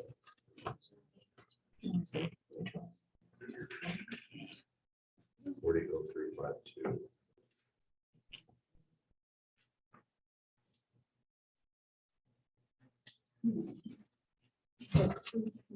CMR 40. Yeah, in our bylaws, it cites CMR 30. I'm looking at 30. there's, 30 is the hazardous waste Yeah. regulations. right, All right. so there is a 310. Yeah, there is a 30. The 30 is the hazardous waste regulations. It's much smaller list. Okay, we want more inclusive, that's. Yes, but I mean, we could reference both. Yeah. Because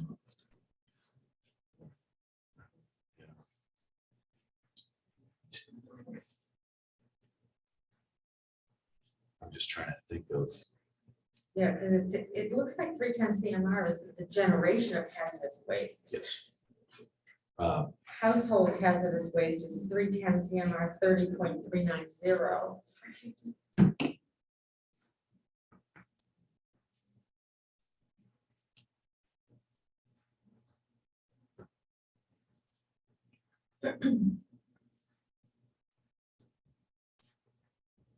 Search function. Is it PDF? There we go.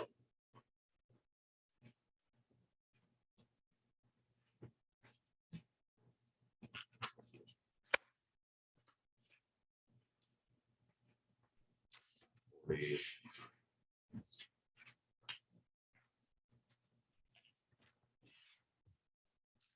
0350.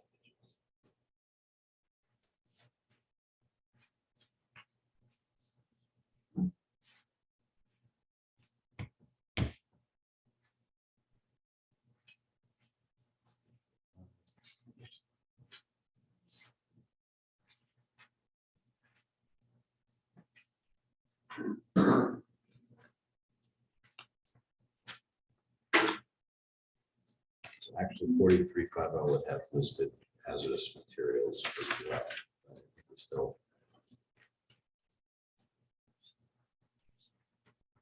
So I would reference 40, 310 CMR 40.0000 to be inclusive. So let's say that special permit. So the facility shall not allow for the storage of hazardous materials in excess of the reportable quantities identified at 310 CMR 40.0000.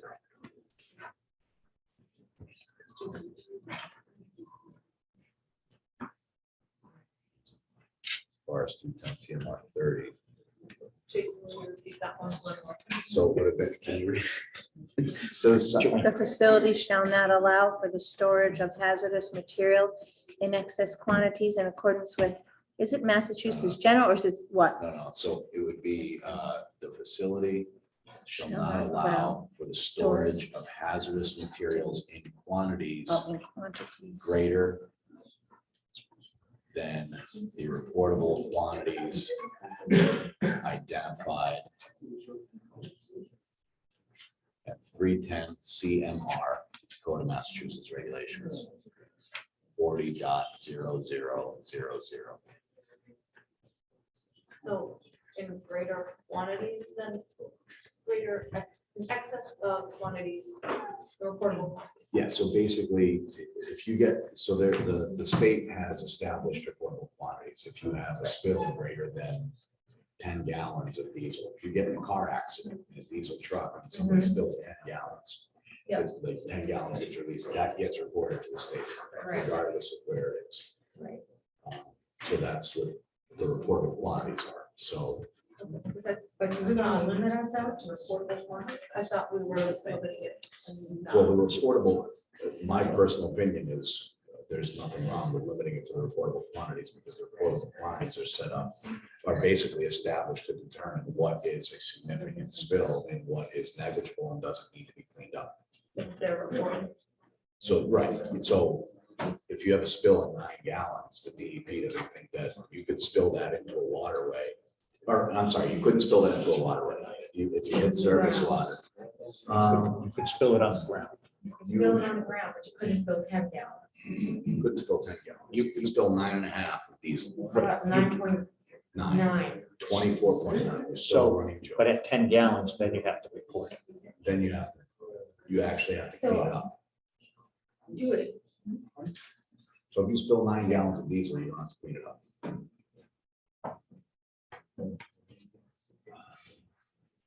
That checks on a problem. Why is it not? And I did a spill on Commercial Drive years ago where they lost 45 gallons of oil from a transformer. Mhm. And it penetrated 18 inches into the ground, Over what period of time? a few days. And did we check it 3 months later and a year later and 5 years Yeah, later? we actually, you check it when you clean it up. You can run field analysis and then run confirmatory samples afterwards to show that there is no petroleum liability. So correct me if I'm wrong. When they do have a spill, they dig down until the soil so And so shows. it's clean, right? Until it tests, not smells or looks, Right. but tests clean. Okay. It doesn't, that's why I was having such a hard time during a lot of these proceedings. It doesn't go that quick.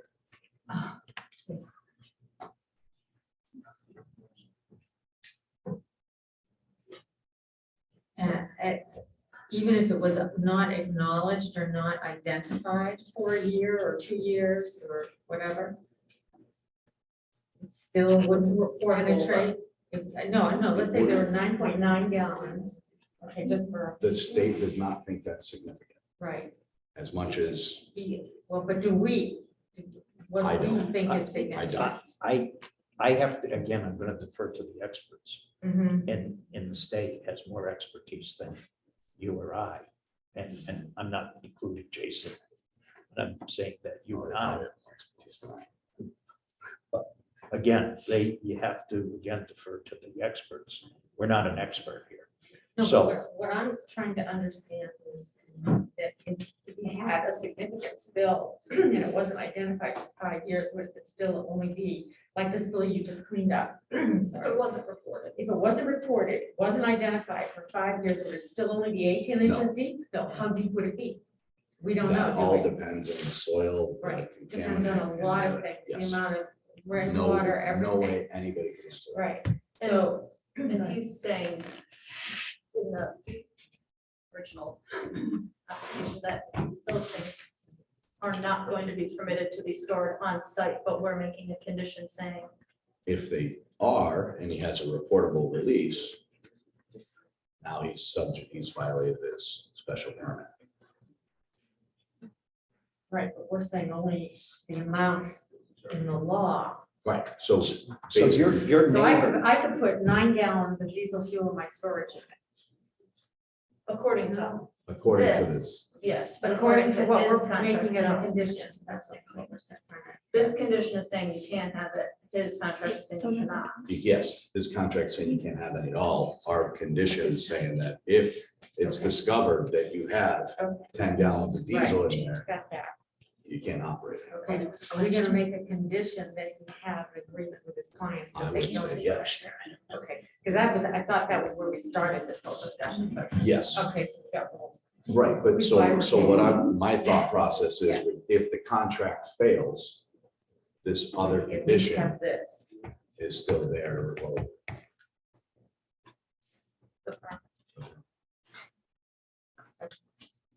that's my thought. Right. Would there be any reasonable, would this be in any way a reasonable idea that we make a condition that they do spot checks? Sure. Think it would hurt. But how do you know Anything? you? I mean, Enforce all that. Just let me check. to or is see. that, you know, like so far out of the box that it doesn't make sense? And the question is, who's gonna police it? Right. They said they have cameras and they're watching, and if something looks suspicious, you can access. He's, Cameras aren't gonna show us what's inside it. But if somebody's tin drum. But if he sees like, okay, he sees a 10 drum going, he can go and look at it. What, yeah, Because- but he's not planning on going in and checking everybody's tin drums right now. no, but I think he said if he sees something, then he will. so if his business is at risk, Right. if 10 gallons of diesel is a cause for a fire at the facility or cause for reportable release, I'm pretty sure he's gonna be pretty diligent. Right, but if it's a tin drum that has something in it that you don't want to spill. And it hasn't gotten to the point where it's caused a fire. How big of a drum are you anticipating? I don't know, because I don't know these things. I'm just saying, you know, we have this level of responsibility that we're putting into a condition. And we're gonna put another level of responsibility where he's going to have an agreement with his clients. Do we want another level of responsibility where there's spot checks? Or is that not going to do it? Is that any good? Spot checks by who though, I guess. is my- Well, Like, by- I'm by okay them. with it. If but- they have something in their contract that says we can enter your unit at any time Yeah. at our discretion. Yeah. As is. Well, the Right, condition so for then- the- But my question, so I'm not opposed to that process. Yeah. But of him inspecting, it's just, how do we know he's actually doing it? Could go in the O and M annual report. That's, yes. So, I mean, it could, Or you know, not saying that they have to, just that they are permitted to at any time they feel necessary. well, I think she's saying that she wants them to. well, I'm just Right. throwing it out there, I'm because not I feel, disagreeing. you know, as somebody who lives in Hampden and as Yeah. people who may be abutters to this, I would feel like I would want a little more control. Yeah. So I'm trying to find a way to get a little more control, rather than only if you have 10 gallons of diesel fuel. That's not a lot of control, when I could have 9. And then an agreement, a piece of paper. I mean, we have laws about littering, and that guy in the car next to me today, just right in front of me, waved, said how you toss the trash. Yeah. So, you know, I don't have a lot of confidence with people. Oh, I don't disagree with you at all. How's that? Okay? I'm not opposed to the inspection. I'm just wondering how are we How do you wording do that? it? Well, how are we wording that? Do we put it in the O and M? Do we put it as a condition that, That the contract will state that no no quantities of material. Reportable, no quantities, no, not, I don't, the contract, I don't want to be tied to reportable quantities. Okay, Reportable quantities is my concern for if there's 25 gallons of mineral oil stored there, 50 gallons of vegetable oil stored there. That's a concern that would be a concern that I think the town should. That would be a reason to say you're not operating within.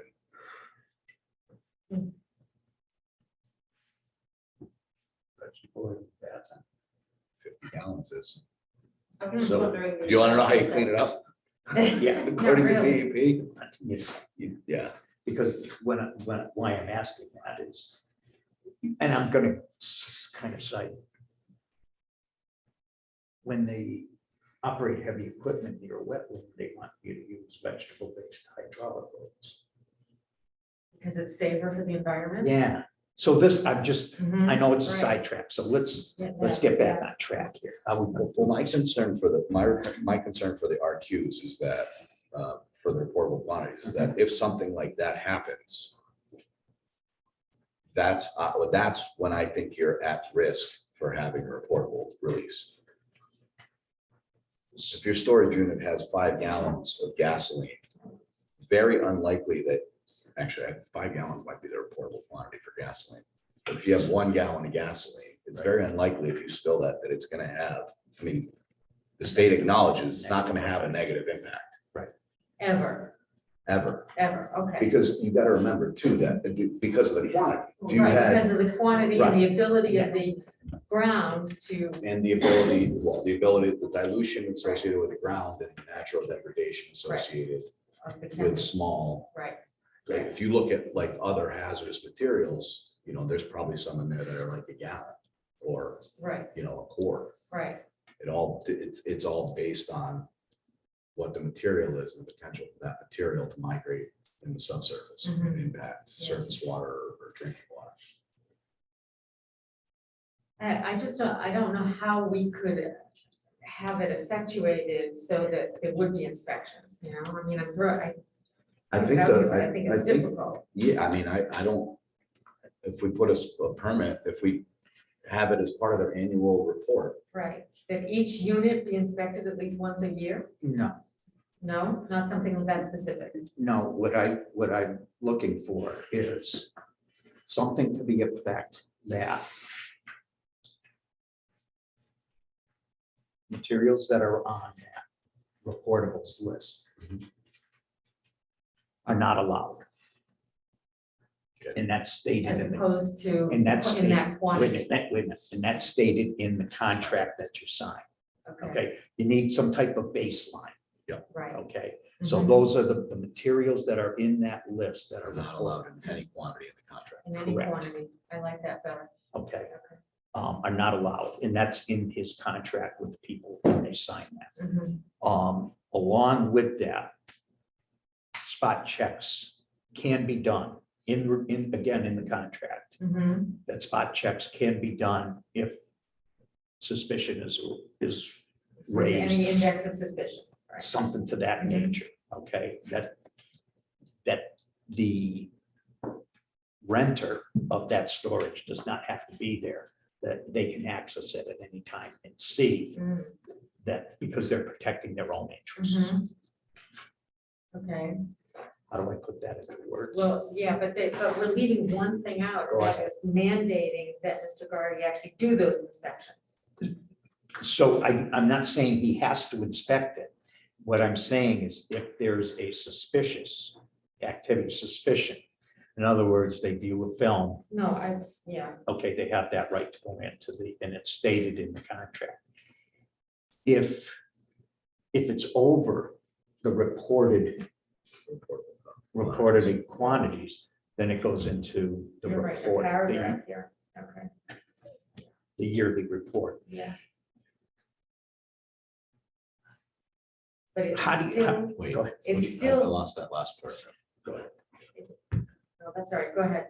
So I'll what do you read What do it. you got? I'll think it. No, yeah, we still are not checking the storage She's units. saying, She wants wants to- inspections. And I You don't, I'm saying there's, what are, are you going to inspect every one of them?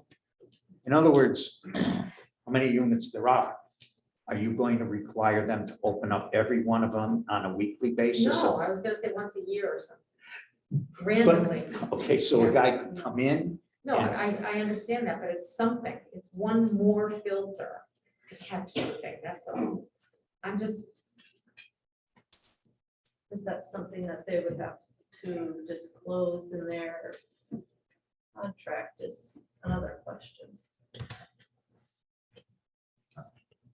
Fairly certain it's probably already in their contract that they can go in at any point in time. I would hope. yeah.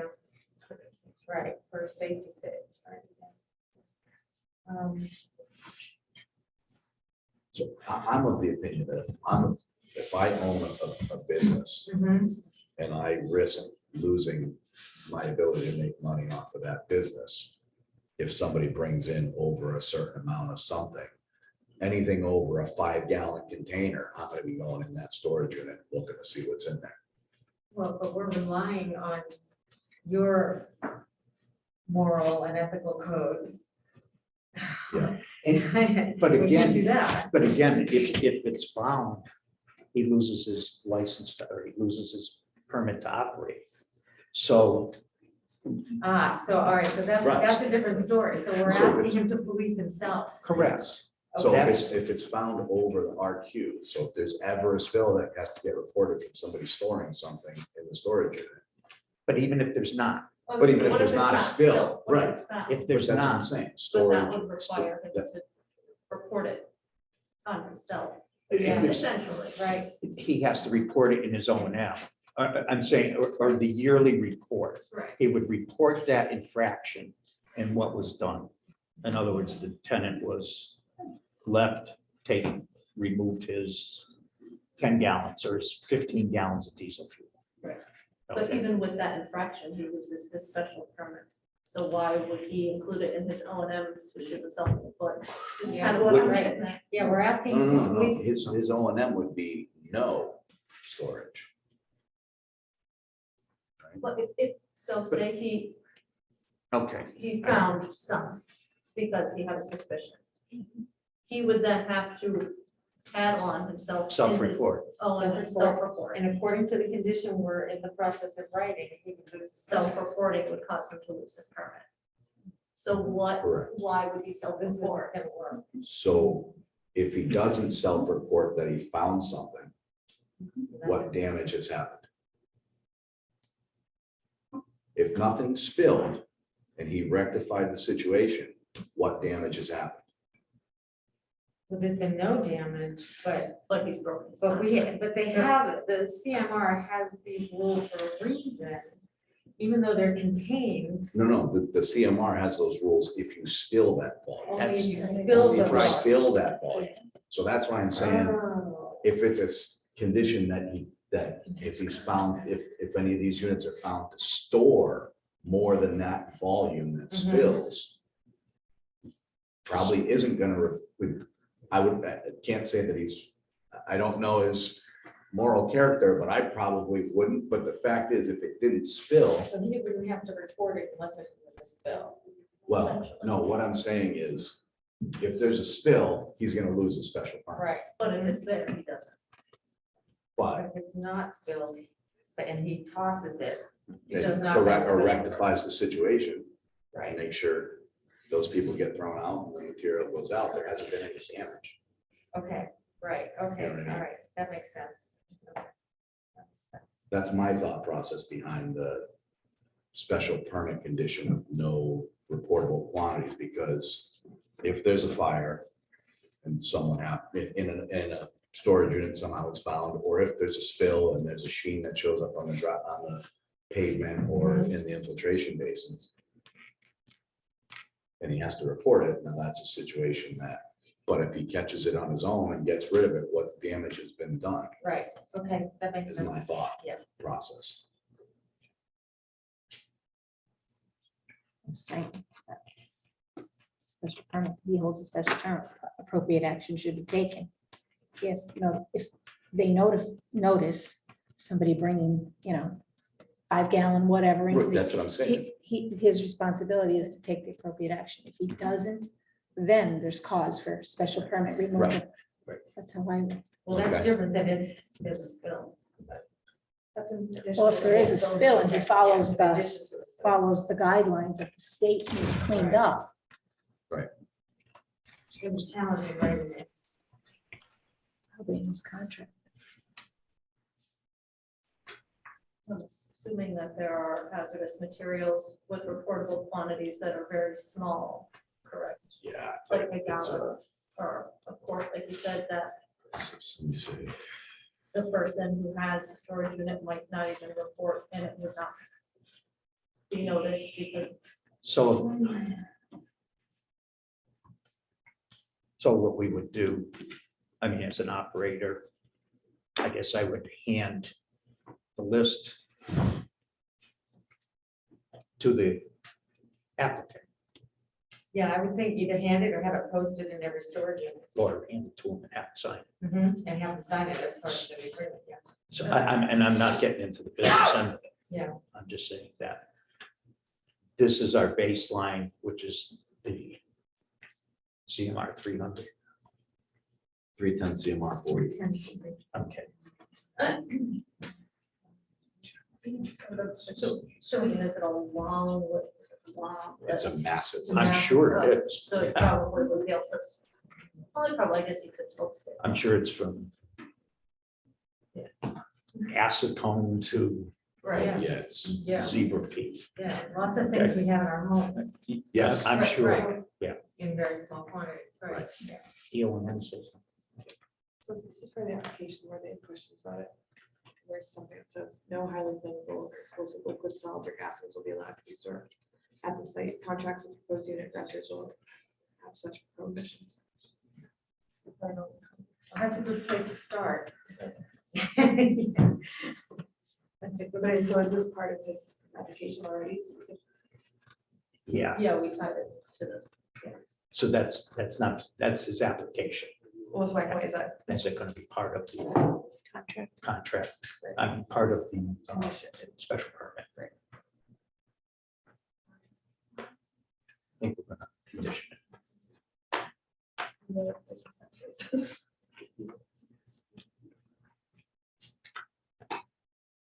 What are you thinking, Heather? I'm almost beyond thinking right now. Okay. That's. Maybe we need to take this in baby steps. Mhm. Maybe we're getting overwhelmed. We start with the agreement and the requirement for the agreement. And then we get that written, and then we get written what you were gonna have written. Yep. And read it and try to see if there's anything missing that we can address. It's too bad we don't have the ability to type and see it on the screen, you know? So, No, I know, I'm sure there's just no way, that's. So do you want to start with? What was the one that you were reading? so we're going to go, so.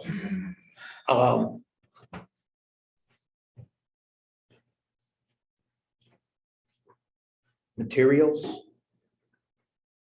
that are listed in CMR 31040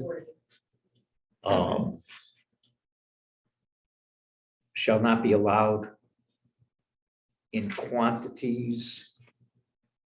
We're talking about the contract, right? Are we talking about the contract? Shall not be allowed. Shall not be Shall allowed. not be allowed. Shall not be allowed. Right. Okay, So the contract between the In owner. excess of normal household amounts is what we should do for Right. the excess, I think. okay, Yeah, excess Because of a lot, I mean- household, right, okay. Nail polish remover. yeah. So we don't want to store cases of nail polish remover. Right. They can have one nail polish remover. Or bottle, which Yeah, is well, household if they had a product. suitcase that had a cosmetic bag in it with a little thing of nail polish. Right. Right, so I'm okay with that.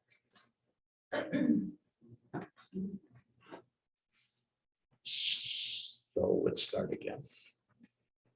What did he just say? Materials in 310 CMR 40.000 shall not be allowed in excess of normal household amounts. Household quantities. Quantities. Storage of. Within the storage unit. And this is gonna be part of the agreement. Or it's just going to be the condition, period. So- This is the condition. This is the condition, but it's going to be in It's also gonna be part of the agreement. his, Which one are we his writing right contract, now? his contract with this. So then the condition should To be state included in the that minutes. any rental contract shall Right. prohibit the storage of hazardous materials listed at 310 CMR 40 in quantities greater than normal household use. Yeah. You can't just, it just doesn't. I it doesn't usually come do out. in steno, but any rental contract, what? Within the rental contract. What did I start with? Any rental contract. No, Sorry. Oh, the wasn't beginning? any, Yeah. It was within the rental contract. Oh, I did it right. Oh, you didn't write. No, materials in CMR shall not be, that's what, then you started saying any rental So I would say something along the lines of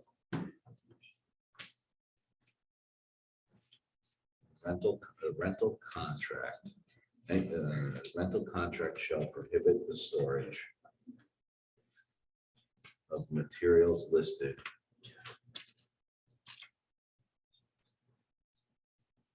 at 310 CMR 40.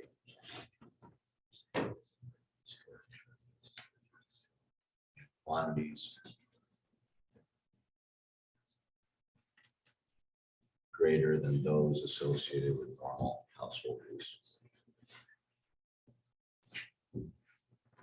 Now, is normal, I hate to throw this out here, but is normal household use a lot of gasoline for your lawnmower and your leaf blower and all that sort of stuff? I mean, how do we measure that? The normal household quantity of gasoline. Yeah. Because, you know, I've got lots of people who have a lot more than I do.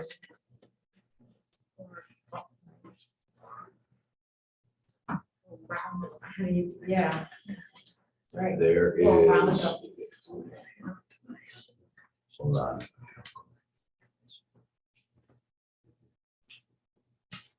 Right, that was normal household quantity with those hazardous materials. There's 117 pages of hazardous materials.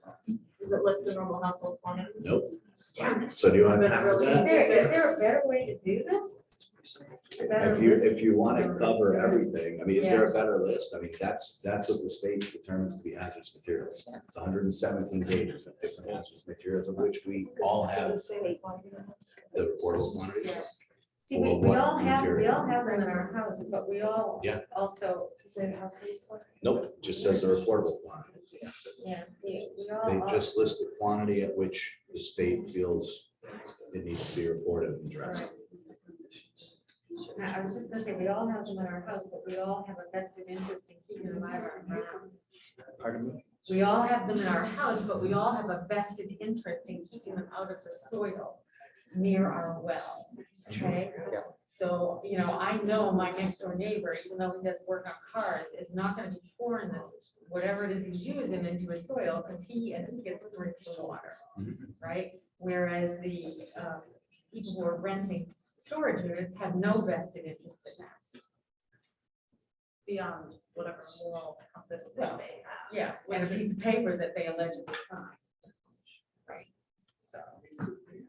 That's, Correct. you know, that's it, that's where the rub is here, you know, and that's why that list. I mean, people aren't even gonna read that list.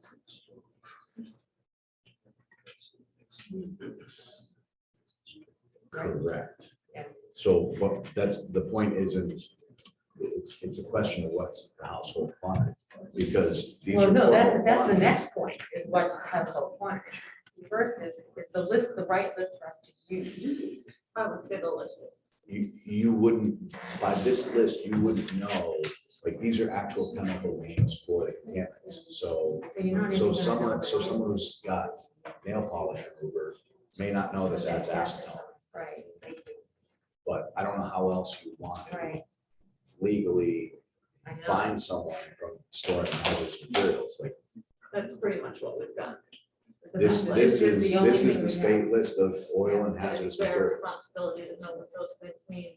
Yeah. So that's Okay. why I fall back on RQs because RQ. reportable quantities. Oh, okay. Reportable quantities. Well, but then if we're gonna use household quantities. In the contract. In the contract. I mean, that's when the police with his renters, what's a household quantity. And if they think a household quantity is 30 gallons of gas and they're above the reportable quantity. But now that's a different condition, right? So now that's a condition between us.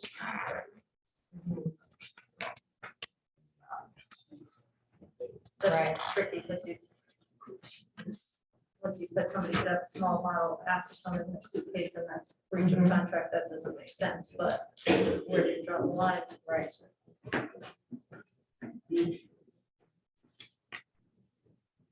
Run a nail salon out of your house, your normal household quantity of acetone is gonna be. Well, that's running well, a business. It's not normal household use. So I'm gonna go back to. Yeah.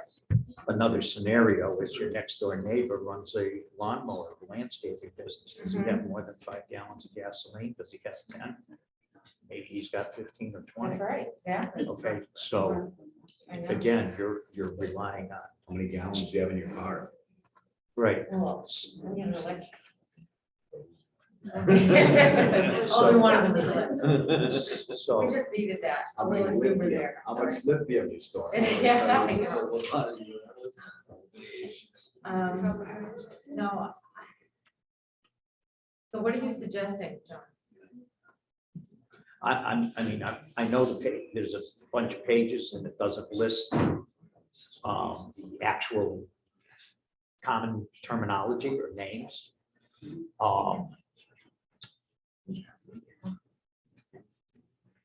For the legal sake of being able to say, ooh, we've got this, the list I think is okay. Right. The problem we're having is the volume.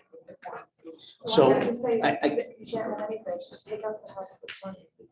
Because no, now, flammable, no, sorry. well, because now if somebody has a cosmetic bag with a bottle of nail polish remover in it, they violated the contract. Like when I just moved, if I hadn't gotten a pod, we would have had a storage unit for 3 months, and in that storage unit would have been Windex, a bottle of tile cleaner that's bleach in it, acetone, so if you take out that household quantity stuff, and I wouldn't have rented there because I need to store that. You're storing household items. Right, exactly. So,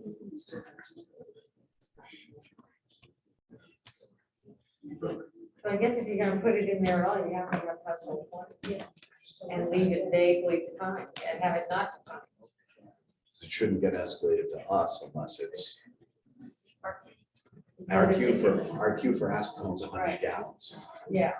So Because what we're really interested in He's gonna is notice the someone large, bringing the 100. super large Right. quantities. and he's gonna know soil somebody is bringing not- in 100 gallons of acetone. More than 10 gallons, difference, 15 gallons of diesel. Right. Because you're gonna put it Right. in three You're gonna have 5 gallon three. pails. and what's the stuff that's a small, like a smaller portable Probably quantity? stuff that you're, probably Not stuff the- that's not gonna have. So Yeah. acetic acid, Let's see, yeah. fluoroacetic acid. Sorry. Fluoroacetic acid.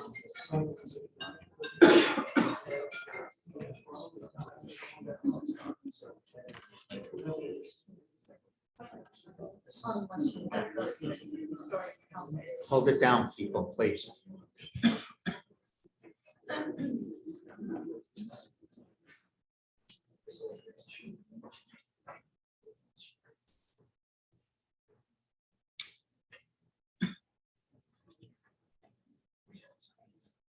So it's not fun to hear.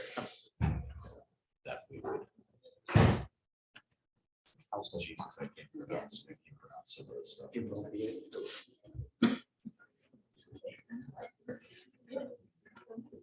Like that, they just go with household quantity. I think it's pretty good at that. In excess of the house. Yeah.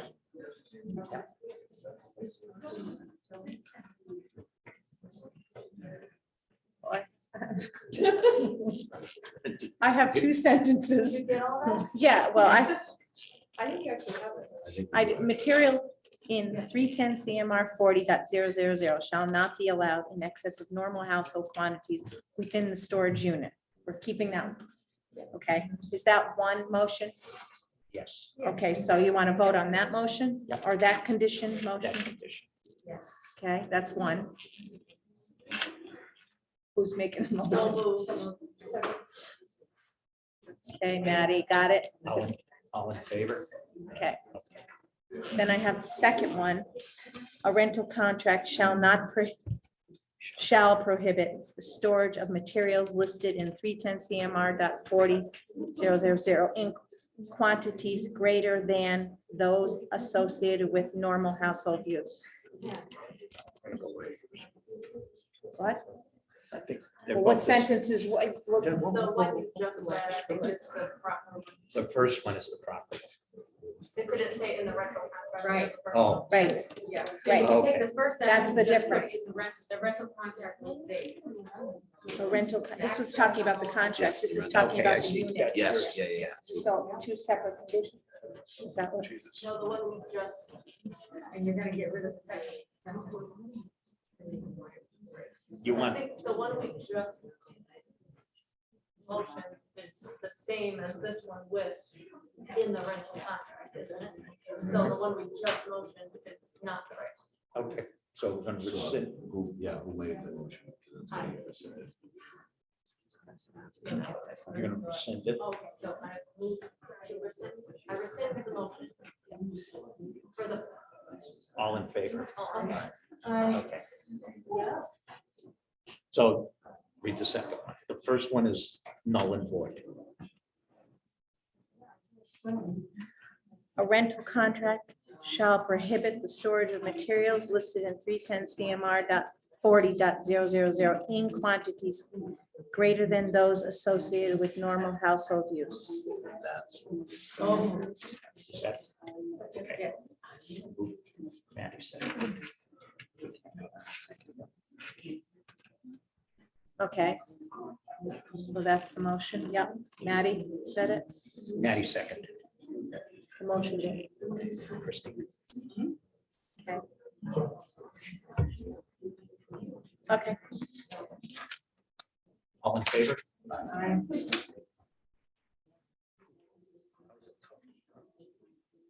So that's just the rental contract. Yeah, it's just rental. So now the one that you had originally brought forward, that where the special permit will be revoked. And that one is with the quantities Yes. listed Yes. in CMR. So. Okay. Where'd that? You did in your head. What? In my head. I thought you did. The facility should not allow for the storage of hazardous materials greater than the reportable quantities identified in 310 CMR 40. Okay. That was the No. motion prior to. No, so. Facility shall not allow for the storage of hazardous materials That's what, excess than greater.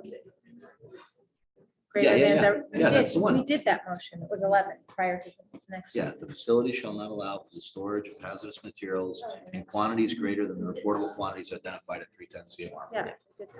So you already did We it? already got that. Yeah. Great.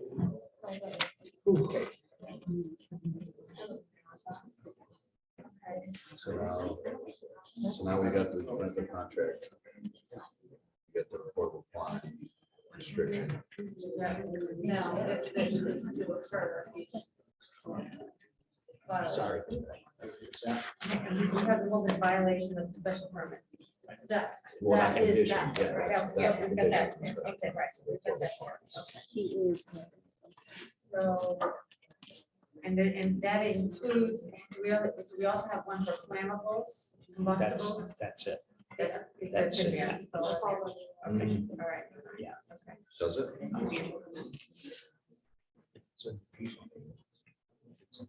Well, fireworks and festivals are. But that, yeah, so that one, what did that one say? Storage facility, this. So. This says that the storage of any of these materials will be in accordance with, and we're not gonna allow it. So that would. Doesn't apply. Right. You're not allowing anything that's reportable. You're not allowing a portable quantity You're not allowing anything on that list. Yeah, but our flam, in great, so there's in greater than household use, Right. so. In the contract. And then we're not allowing storage of anything over certain pounds without losing the permit. without a permit violation. Right. So. So this doesn't have. So that would have to be in there. We're talking about flammables, is that what we're talking about? That's, Yeah, so if he, so. No, we're Oh, not the talking permit's about- not, the permit's gonna allow just household use, so if Household, somebody. yeah. But, so if somebody brings a 5-gallon Think of gasoline. thing of gasoline, it's still gotta comply with that, doesn't it? It's gotta be a legal container, Oh, I see what you're saying. right? That probably addresses legal containers for storage, That I do. would be my guess. Well, that legal containers for storage. Well, I'm pretty sure that that's what fire prevention. regs would entail. You don't have Wish I could gasoline in find a that. Tupperware. Or. Go ahead. Her brother. Chapter 48, CMR 527. Why don't we do another one? Yeah. Covers that easily. Why don't we do another one Okay. that covers this? Yeah. Go ahead. And then Joanne could just. Yeah, Yeah, that's fine. right, Okay. right. Just. What read number that. are we doing? What number? Just tell her. What one is it? I was saying that we should use It's going to be 9. 9. The storage of flammables and flammables, combustibles, or hazardous materials will be in accordance with. Jason, have we mentioned in anything yet, chapter 148 and CMR 527? We're doing it now. We're doing it. That's what I was saying. That's an Probably easier way to right. ask So the we're question. gonna use that. Okay, yeah, okay. Because it probably, because I'm assuming that probably covers Covers. containers. Right. Okay. Yeah. Okay, That's right there. My eyes are so dry. I can't see anymore. all right. Shall we move on? We're gonna have a reading. Okay. If I can, my eyes are so dry.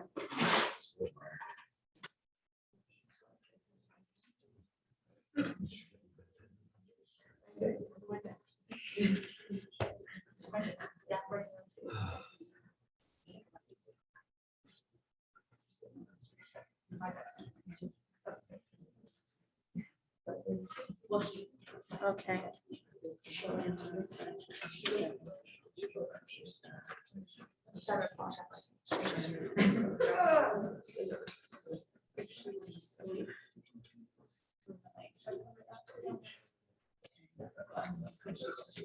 Okay. Go ahead, read it, Joanne.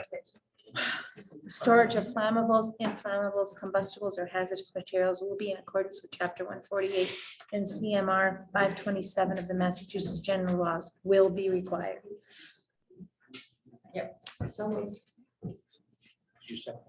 Second. She so moved, I second. I'm sorry. Yeah. Maddie, Got it. got it? Need to vote. All in favor?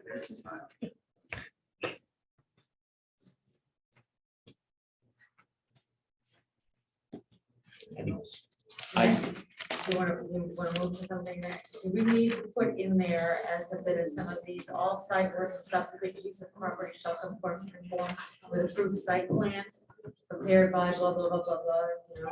Should we put one of those in there, or is that just a given? That's gonna be the plan, the site work, because they submitted a plan. If you'd like to condition it. No, I. You mean I'm an just- as-is, I'm- an as-is plan? No, I think this is the plan. As-built, I mean, No, as built would be after, and that's what we submitted. to the building inspector. But this is the plan that they're going to use for their development of the site. So I'm gonna reference So the you're gonna site have to plan reference dated, the site this, plan. yeah, I do that in the decision, along with the O and M and the dated of the O and M, those two documents.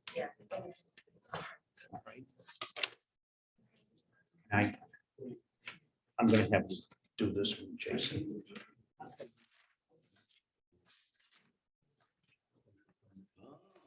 Interesting. What is this? Like that. You're a smart guy, John. Not that smart. Trust me. Special permit is granted to the petitioner only as not to run of the land and shall not be transferred. Right, Which is different than usual. that's different from usual. How is that different from usual? Usually the site. Go ahead. So a site plan is usually attached to the property Right. So does that impact with a permit, the special permit's attached to the property. the special permit It's attached to the property? John wants a condition that the special permit is granted to the petitioner and not to run of the land. And then if the petitioner sells to someone else, Someone else would have to get a special permit. then they would have to get another special permit, and that's something that is done. That's not legal. It's a condition. So you'll be able to fight it. Okay.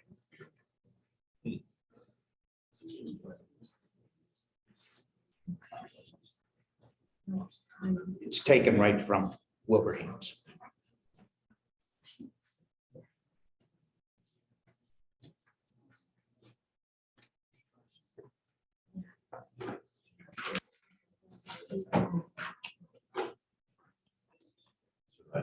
Can I just have, what number is it? Number two.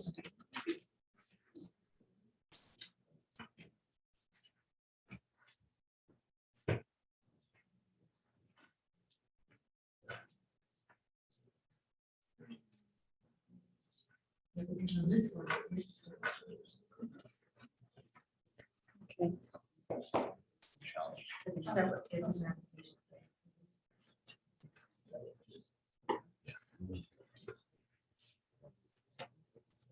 So that's another one.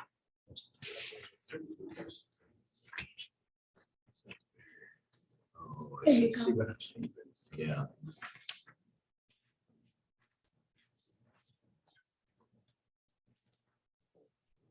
So Do you want to the- do this one? Yeah, so the first one that I'm, read this one and then read the other one. yeah, I read them both. Okay. So the issue becomes, We're gonna vote on these. So, so now the special permit runs with the petitioner, which would be, what's the name on this one? Daniel Garvey, Hampden Hampden self-storage. Self-Storage. So Daniel Hampden Garvey. Self-Storage.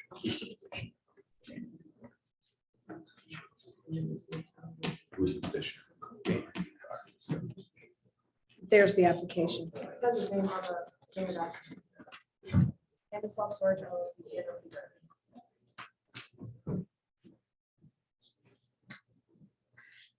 Okay. So. Oof. Or, so this is the discussion. Yeah, so Who signed it?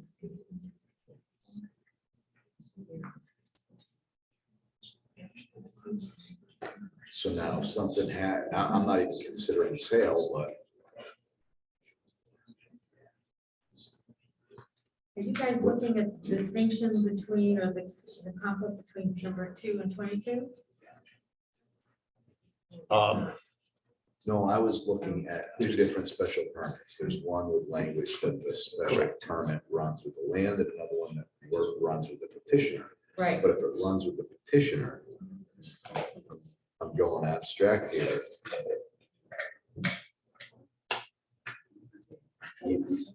What's that? Well, not only sell a business, but even transferring it to family. Well, if you look at Yeah. number 22, that's it. On this one that we're looking at that has the number 2, look at number 22. The provisions of the special permit shall apply and be binding upon the applicant, its employees and successors. Is that right? Yes, And assigns in interest or control failure to comply with all conditions stated herein, and will all related statutes and regulatory measures shall be deemed cause to modify or revoke the special permit. The special permit does not relieve the applicant or any other person of necessity of complying with all other applicable federal, state, and local statutes, bylaws. or it's just the regulations. first part of it where it Yeah, it goes to all essentially, successors. yeah, right, it essentially negates number 2. I think, but I'm not 100% sure. So. You're the lawyer. I knew he was gonna say that. What are we trying to accomplish here? What do you want to accomplish? There's 2. The second one. So, Number 2, it is not to run with the land and shall not be transferred. right, and then there's the second one, which is the special permit is granted to the petitioner and will run with the land and shall be transferable. Those are 2 opposite things. Those are 2 options. Right, yes, okay. I thought you, No, so I'm just, this is up for discussion. These are 2 conditions yeah, that well, are, if it's not transferable,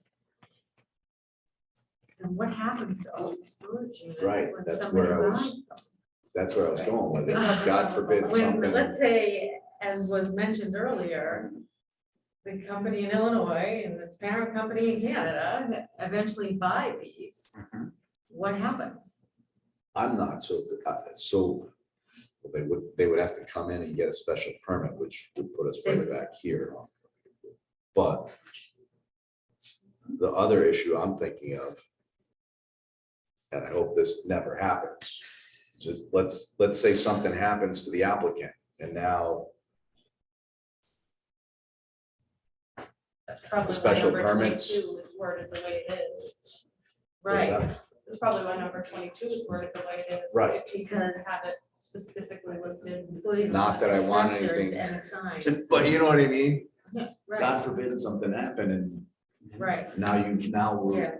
we have no valid special permit because the name Mr. on the Garvey. app, Mr. Garvey is no longer so that's the question. Yeah. with us or no longer able to operate. And then what happens? Well,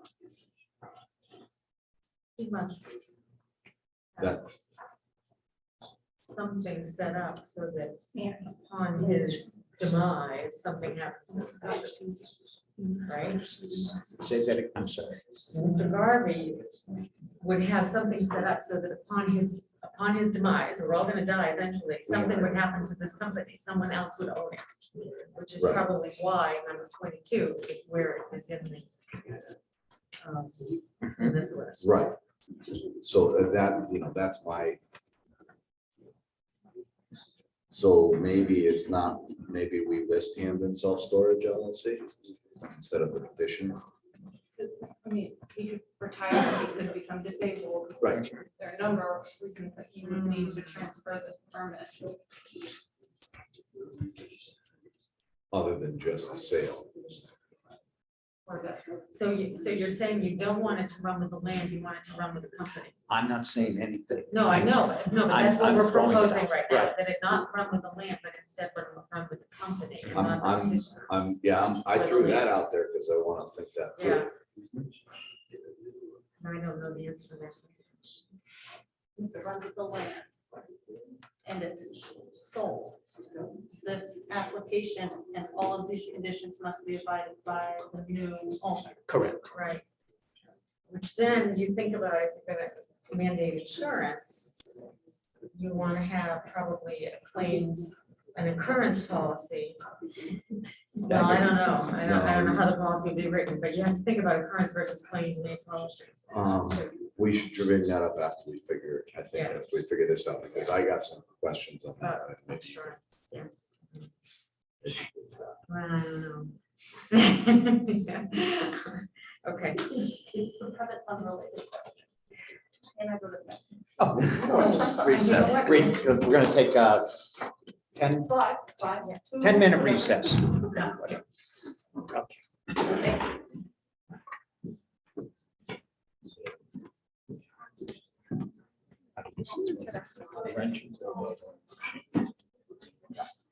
I just don't have to download it, so I just gotta find out.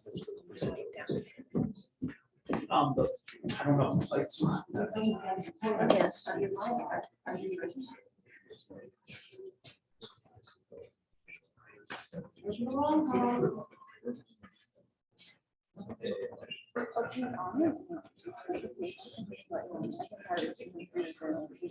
Yeah, can you ask him if he leaves? I don't know what to do, so can I just leave the computer or what? Till tomorrow or what? This is gonna take a long time to download. So. She has to- So. Well, I just don't know how to download it. So, once you hit finish, it'll automatically start downloading them, and then it will like pop up. What do you mean once it starts finishing? So when you like say like, how do you exit? Think of the box. Yeah, it's a red button. My eyes are so dry, I can't see. Okay. So it'll say, like, I'm muted for all. Can I do that?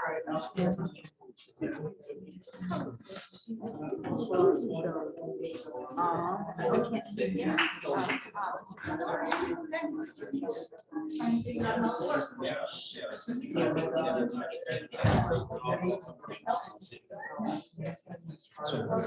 Did I die?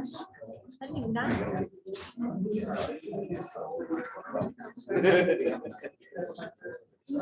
You heard me?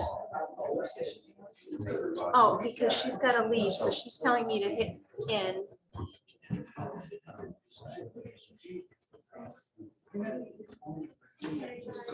Okay. Okay. Okay, but she said hit end and then end meeting for all. Okay. Were you, that's what I was just gonna say. Thank you.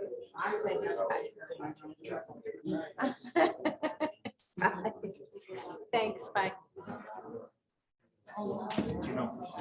Is that John? Yeah. No, he just told me to hit end and let leave the computer. It's gonna take probably half an hour, 45, a long time to download it.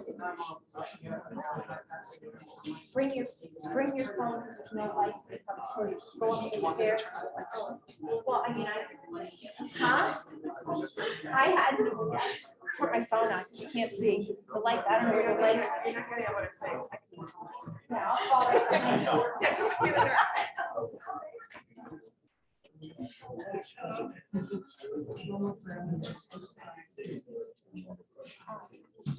Go. So it's fine. I'm not answering chats. I don't know how to do it.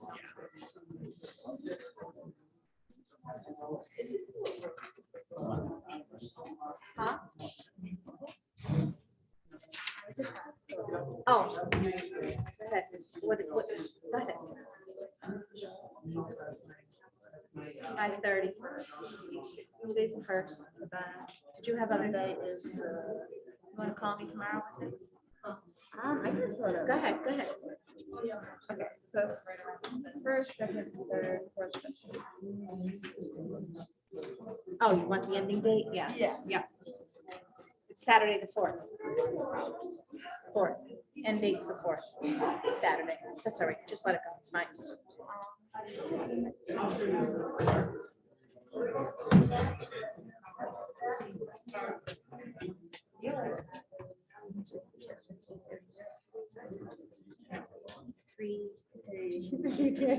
$43.75. Okay, 475.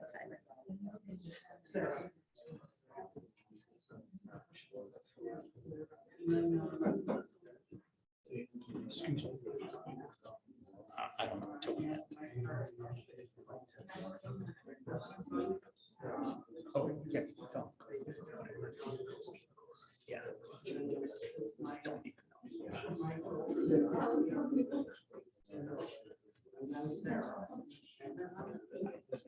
Don't even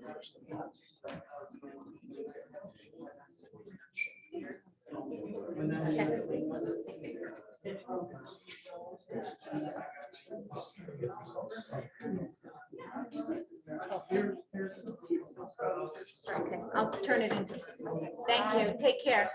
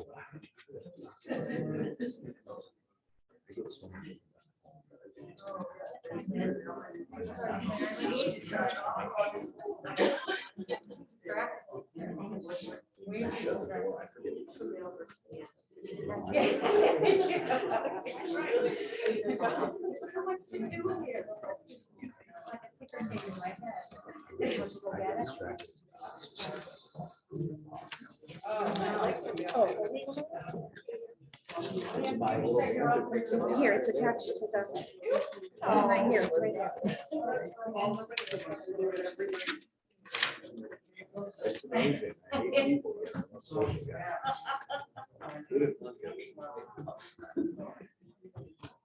All right. Shall we?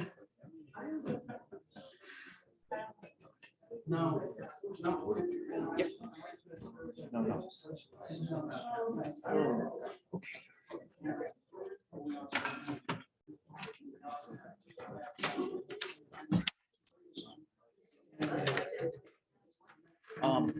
Okay, we're going to reconvene. Yep. Reconvene. Okay, so we'll continue that discussion. Excuse me, people, folks, we're trying to. So the discussion is about the special permit to be granted to the petitioner only, or to the petitioner and run with the land.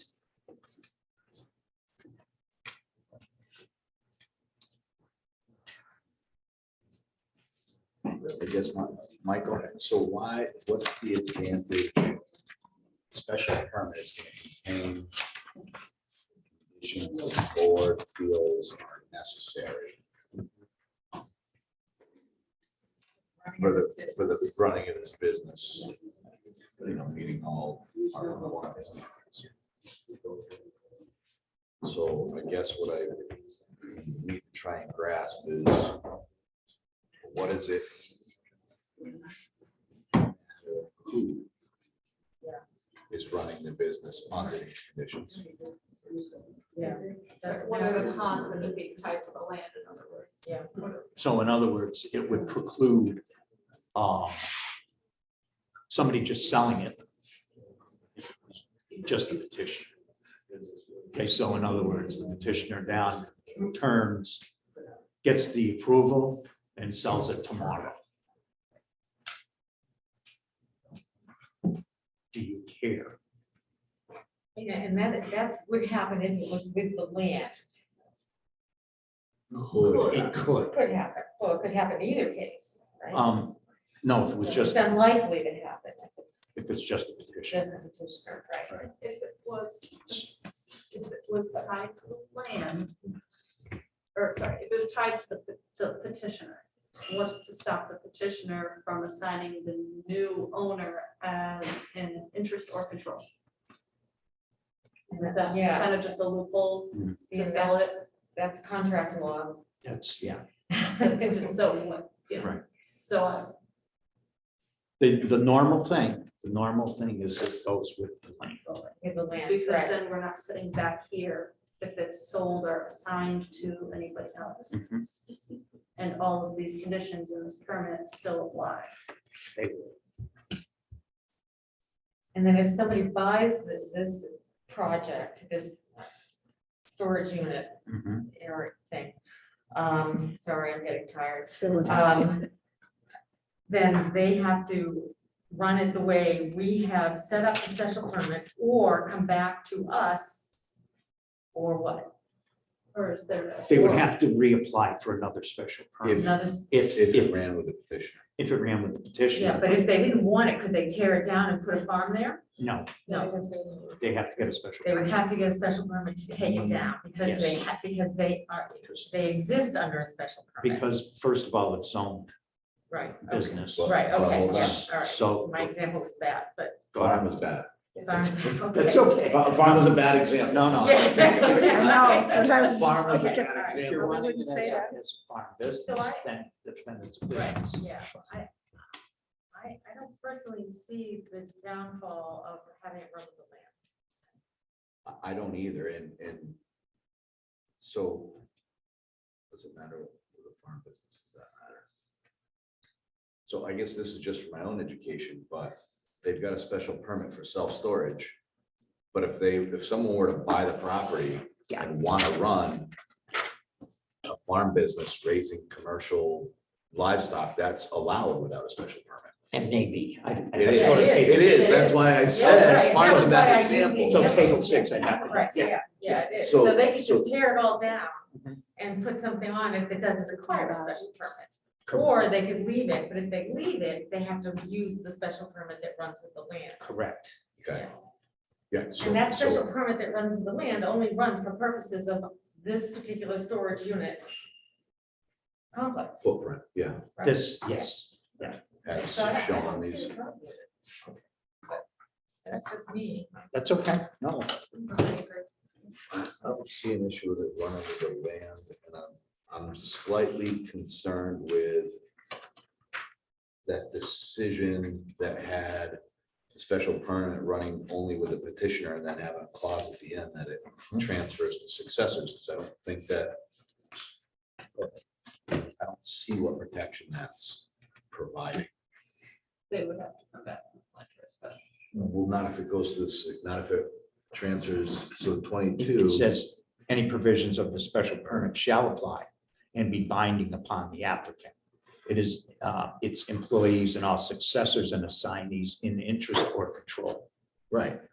So they're still bound. So by it's it. still successors and assignees. So if it gets issued to Hampden Storage LLC It's just a, yeah, go ahead. and Hampden Storage LLC gets sold, they still have the special permit.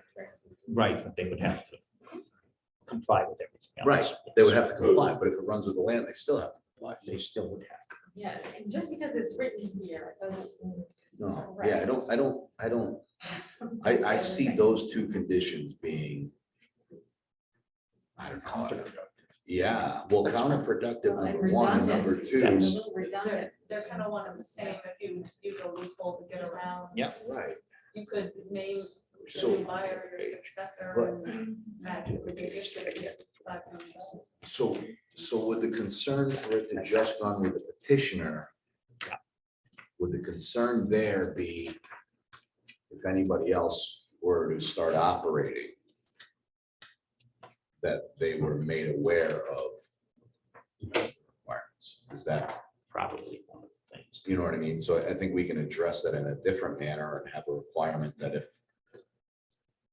the facility does transfer, or That the town is going to start. well, that the new operator would have to come in and acknowledge the conditions of the special permit. Okay. I don't know how you word that into a condition, but What are you trying to protect? So I think I think, all I'm trying to do is, let's say the company gets sold, Mhm, the new operators know mhm. and are made blatantly aware of what the conditions of the special permit are. Mhm. That's what I'm trying to accomplish. That's what I'm thinking in my head. Do we want to accomplish that somehow? I don't know if that's necessary. None of us know if that's necessary. So, Just throwing it out there. Yeah, no, I know. so what I'm hearing is this. For me, yeah, yeah. I usually. Chair You doesn't. can't.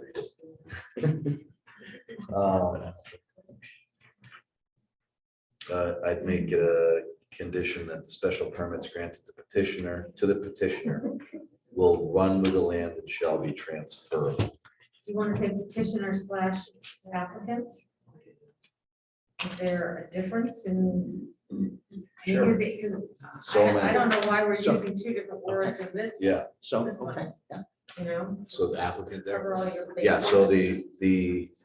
I would say the special permit is granted to the applicant.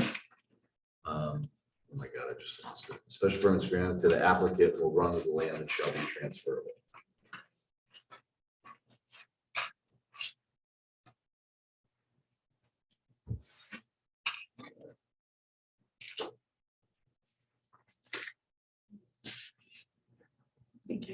Special permit is granted to the applicant and will run with the land and did you say shall or shall not be? Shall be. Shall be.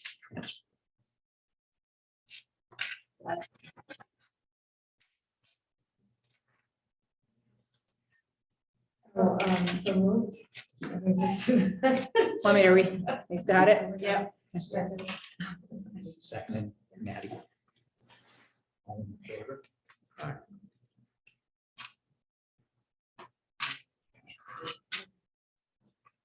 Do we need to do fences and arborvitae's, or is that sufficiently on the plan? He's got it at 8-foot fence. What, 8? I believe it's 8. All the way around.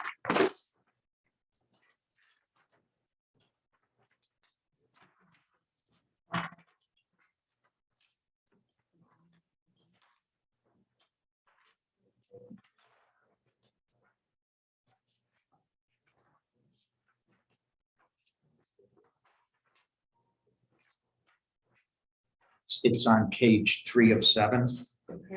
and it's a proposed 8-foot vinyl fence, typical, right at the very top, or below where Polish National Credit Union.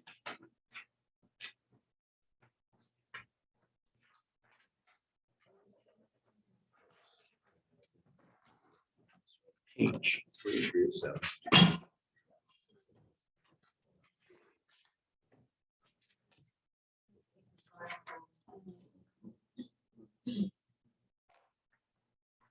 What is this, and there's wire fencing over on the other side of Mackinac? That's theirs, I That's suppose. that's there. Nice. So, and then, so it's sufficient for this map, this plan here, have these notations, we don't have to write all this. No, I would, well, I'd also, unless because I'm not seeing it detailed, but I'd like to specify that it be a solid, Okay. Okay. slotted Mhm. flat fence. My whole point for the fence is to keep Yep. headlights from shining into people's Yeah. houses if somebody Okay. drives down. So proposed 8-foot solid vinyl fence. That's typical around the facility. Yes, noted on the plan.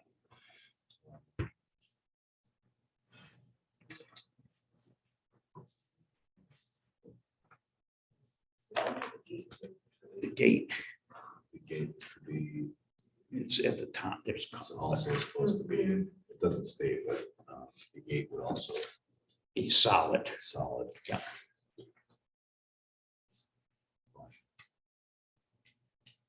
Or some type of covering, vinyl covering, vinyl fence.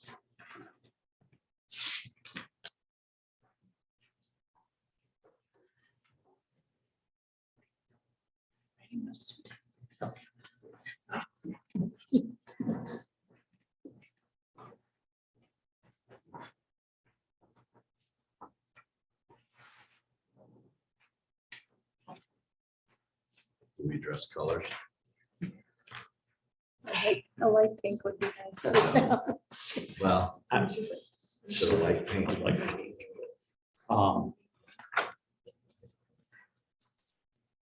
we can, whatever, what is it? Brown, I said brown, but There's a, go ahead. I'm open to, there's a Any color. green, there's a green gray that's a specific color that supposedly blends in the most. okay. That's what we're looking for.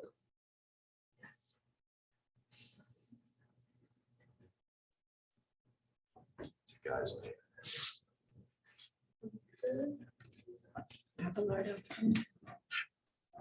It's something specific to, Specific to what, fencing? yeah.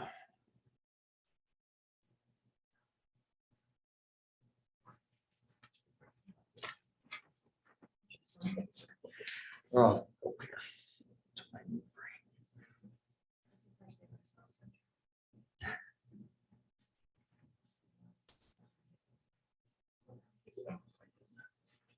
It's like a green gray.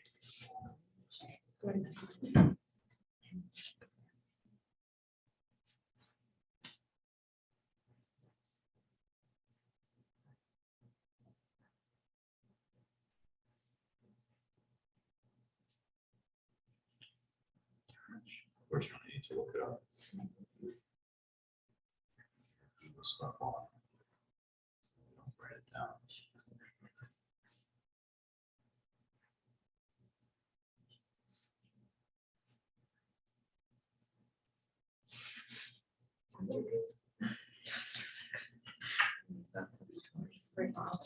It's a dark color. There's a mixture of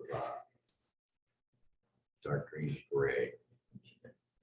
It's a landscape. What was named after like that? Landscape was the. It was named after like a landscape architect or.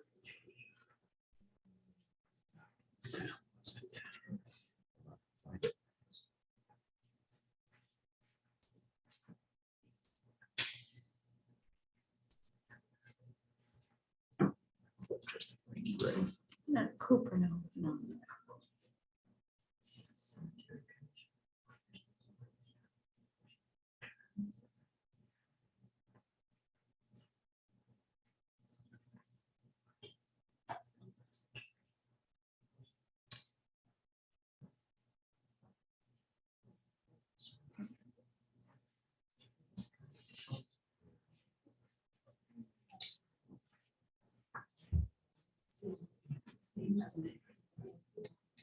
I'd probably just go with a dark gray. You're not Gray calling shade. it No, under green. Believe it or not, they recommend like black to well, hide it, but this was like a dark like a dark green and gray mixed together. It was like a pale black. Yeah. Is it Chesterfield?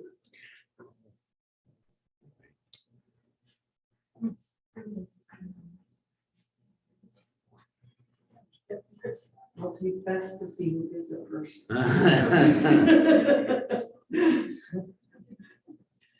Person sitting at home. He's looking at stuff and write it down.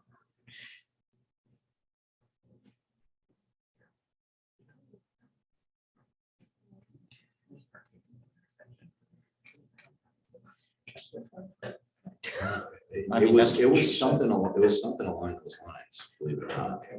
Either that or black. It's not taupe, green, gray, or taupe, it says. Does it for colors? Yeah, Colors to make it disappear. yeah. I'd say dark gray or black. Yeah. Just to keep it generic. Dark green, gray. Gray, Green, gray, brown. we're getting into the weeds, but Yeah. So when you said proposed 8-foot solid, you want to add that in there? Dark green / gray vinyl fence? Same thing with the gate? Yes.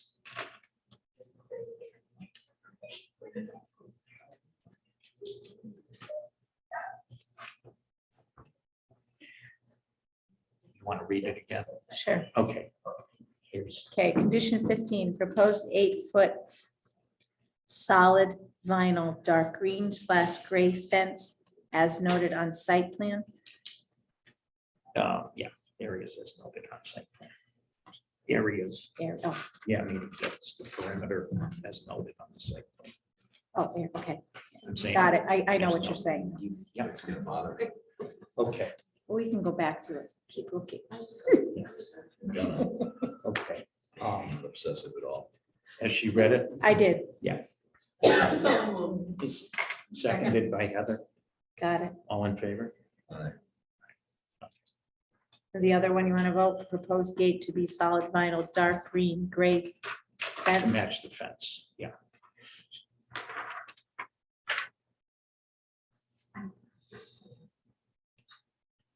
Do you want to vote on that? Seconded by Heather. Okay. All in favor? All right.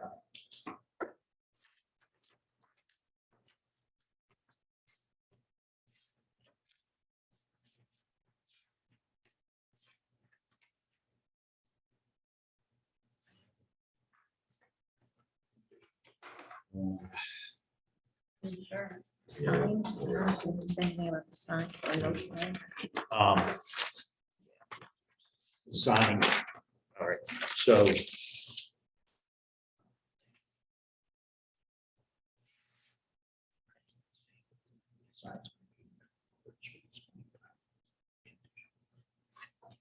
I don't. You don't have it, so move that we have a sign. Oh, wait. So do we have to condition that if that's part of the zoning? No. Bylaws?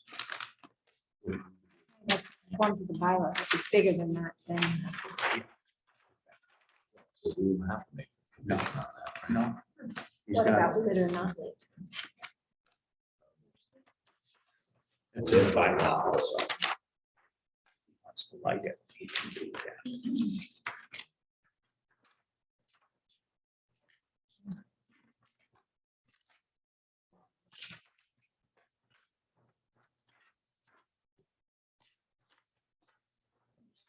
Okay. Now you're- Still obsessing over why I can't find Don't out. worry about So,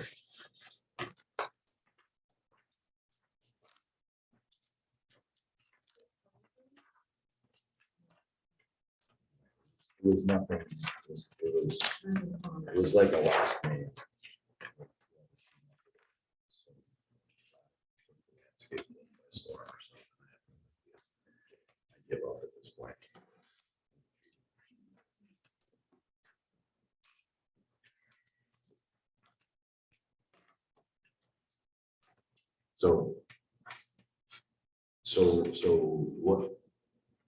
concerned with the sign? No, That you- I'm not. You don't have a concern with the sign? No. So we don't need to, As long as it's within the bylaw, and he flies to zoning enforcement officer. or- on the sign, yeah, because that's what I thought it went under building. Yeah, it goes under building, the signage is Yeah. regulated by the building inspector. But there is a bylaw on it. It's in the bylaws. So does that, so, and it could be a backlit sign, and it could be 4 by.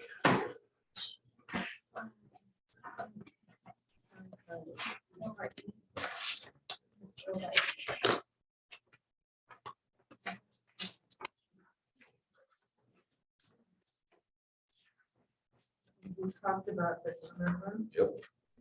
I got it right here, page 81. 5 by 8. Nothing more than 5 feet from the base of the actual sign to the top of the actual sign, and nothing more than 40 square feet, so How does everybody feel about that? I think it's too big, way too big. I mean, other signs in that area of town are not that big. I would like it a lot smaller. What do you think?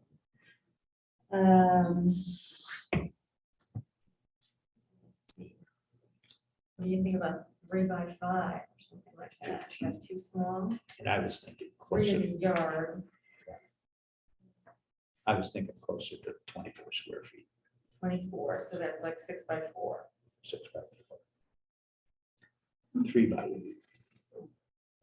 3 by 8. So this 12 by table 2. by. 12. I'm losing. Basically looking at the sign. The size of this table. Here. Yeah. Flat 6 by 4. And it's, what about the lighting on it? You asked that, and it said, he said unlit. Unlit. Who's I just looked in the, unlit? Okay, I believe you asked them that. I did, yeah. All right, well, if it's unlit, I could live with that.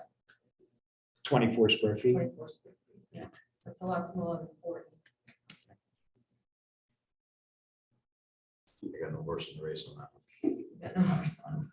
Do you want to make a condition? Sure. I forget now how we did phrasing this. Well, let me see.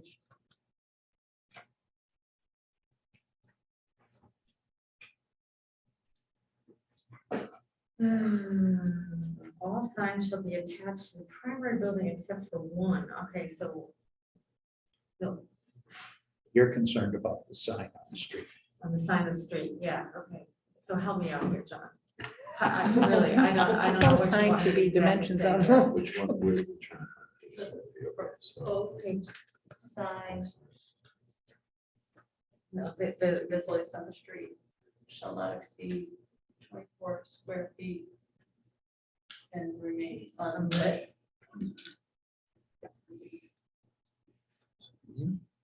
Came out in many pieces. I don't That's okay. remember what it said. Yeah, Proposed sign to be placed on the street. In accordance with the bylaw. Yeah. The and- street location yeah. is in for the bylaw. Yeah, first sign to be placed in accordance with the bylaws. Yeah. Shall not exceed 24 square feet and shall remain unlit.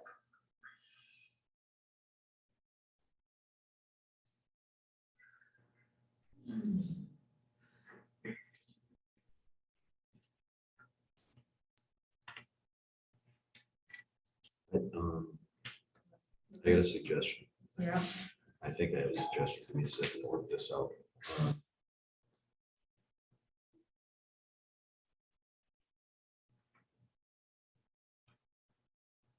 Any signage installed? Any signage installed under section 7.6221A shall not exceed 24 square feet, shall not be lit. That's. That includes ones on the building as well. No, B is for the B building. is the building. Oh, all right. Because the building is,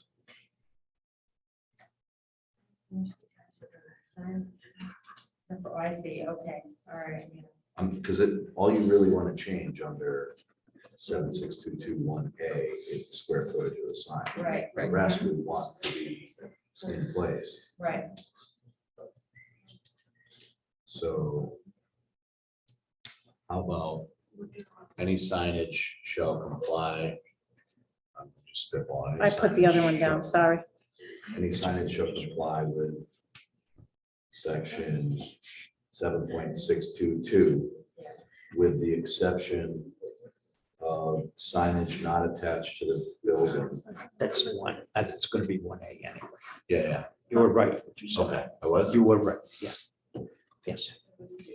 What was he So- right about? His first one was the sign shall be in accordance with bylaw 7.622 Business and Commercial District 1A. And that says all signs shall be attached to a primary building except for one sign. Right. This sign shall be placed at least 10 feet back from the front property line and must comply with the side lot requirements for a primary building Yeah, so, and shall not obstruct the vehicle Right. visibility. yeah, so any signage installed under 7.6221A shall not exceed 24 square feet. 24 square feet. Okay, that's what you got. Wait a minute. Take your time. Any signage. I got any signage installed under, just give me that section. 7.622. Yep. 1A Yep. shall not exceed 24 square feet Got it. and shall not be backlit. Shall remain on. Yeah, Yeah, and it shall shall be backlit. and it shall be. Okay. 17, we're on. That was 17. Oh my God. So Motion, Oh, so move, Second, all in favor? Okay.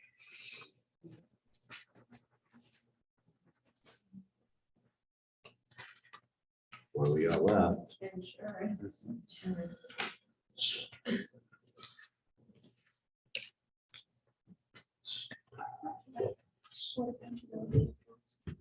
Oh, no storage. I No. think, yeah, okay, I think that's, yeah, I thought that was on the plan. they removed it, so there is no parking for any vehicles. Yeah, so there's no areas for parking, any vehicles except for the ones, coming in and out of the office type of thing. Do we need to highlight that the unit itself can't store a vehicle? You have no place to store it. I don't believe there's if you, yeah, but put it in the condition, okay? No, it's a lawnmower. Well. Are we gonna, What do you want to do? well, if you don't want a motor vehicle. No motorized vehicles, no landscaping vehicles, or no landscapers? And what's the rationale behind not having these here? What do you mean? Why are we doing that? Concern Concern for what? for leaks. For leaks of it, okay, that's what I thought, so You got anything that has essentially oil or gasoline in it. Boats, You- Right. you anything got- with a motor, You're Anything with a storing motor, yeah, so, F-350. you're All right. 35 gallons. an engine, I'm gonna say an engine or like gasoline. yeah. So I could put my electric car in there, Not for sale no cars. not if you say no cars, So right, no no, that's my vehicles. point, because there's no oil, there's no gas. So no vehicles. But does it have a motor? Pardon me? But does it have a motor? It has an engine. Right, so if we say no engine, then you couldn't put your electric car in. Right, maybe you just say no automobiles, No vehicles, okay, no vehicles, boats, landscaper. Landscaping. landscape, how about Landscaping motorcycles? Pardon me? That's motorcycles. That's- That's a vehicle, motorized right? vehicles. Scooters, So you're, vehicle, Motorized vehicle, Motorized skateboard, it's okay, hoverboard. hoverboard. okay, So all right, so, you get a little punchy. yeah, get it. Anyways, So what's the motion? so what's the condition? Condition. Condition, right, yeah. So the condition would be, The storage units will not contain or will not, the facility, the Facility. facility shall not permit the storage of motorized vehicles. including but not limited to Okay, that's good, including but not limited to automobiles, boats, automobiles, boats, recreational motorcycles, vehicles, recreational vehicles, and landscaping vehicles. and that's Go it. ahead. landscaping equipment. Equipment, okay. Don't lose all that. I got, but not limited to, you want to list those all out again? Automobiles, boats, recreational vehicles, landscaping equipment, et cetera, et cetera, et cetera. You're getting punched. I know, I'm tired. Yeah. Tired of making We're that. going to 3. Okay. Oh, can you read it? Read it again? Can you? Sure. The facility shall not permit the storage of motorized vehicles, including but not limited to automobiles, boats, recreational vehicles, landscaping equipment, et cetera. Et et cetera. cetera, et cetera. Recreational vehicles is- What? Yes. I did say that. Yeah. Recreational vehicles, yeah.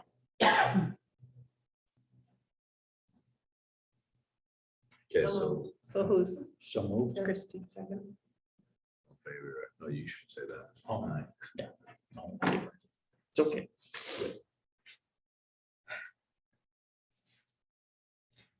Environmental liability. Insurance?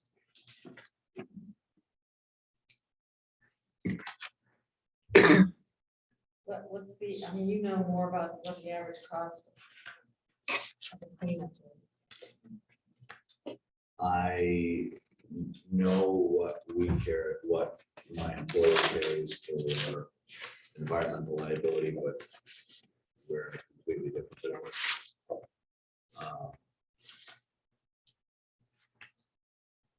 I know of, yeah, as far as like fuel oil companies that deliver fuel oil. My limited knowledge is that they're usually, the two that I know personally are carrying 2 and 5 million, 2 million and 5 million. 2 million for Per 25 occurrence. million aggregate. Yeah. per year. Yeah, and that's not to cover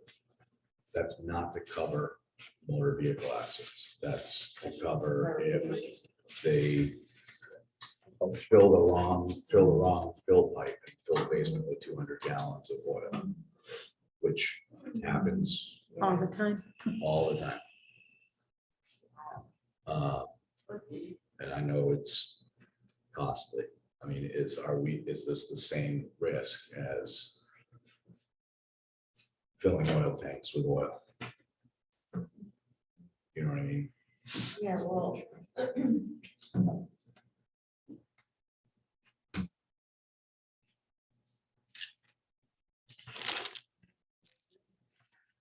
the risk is here, but, you know, So yeah, I'd say it's low risk. it's low risk, but it is a risk. High But- impact. But high impact if it happens.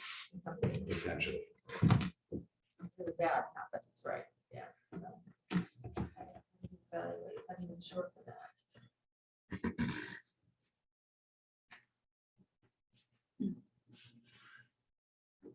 I think the numbers are either 1 and 3 million or 2 and 5 million. Mhm.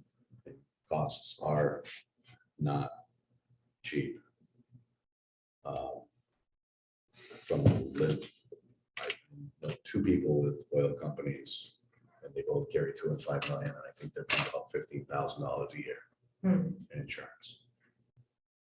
And again, they're And they're filling oil tanks. every day. every day. every day, And- right, and yeah, not so their any risk is equipment. greater. They have, Their risk is much greater. They're dealing plus they're with going this over stuff the rubber. all- They're always, like you said, it may not be an accident, a motor vehicle accident, but it could be hose that bursts or something. That, you know, Usually, actually, that policy is just, maybe, I don't want to speak on it. My impression was that policy only covered, Putting it in the wrong place. yeah, spill while they're filling up, not when they're over the road, they have another. they have another policy to cover it while they're driving. So I'm just going to add that.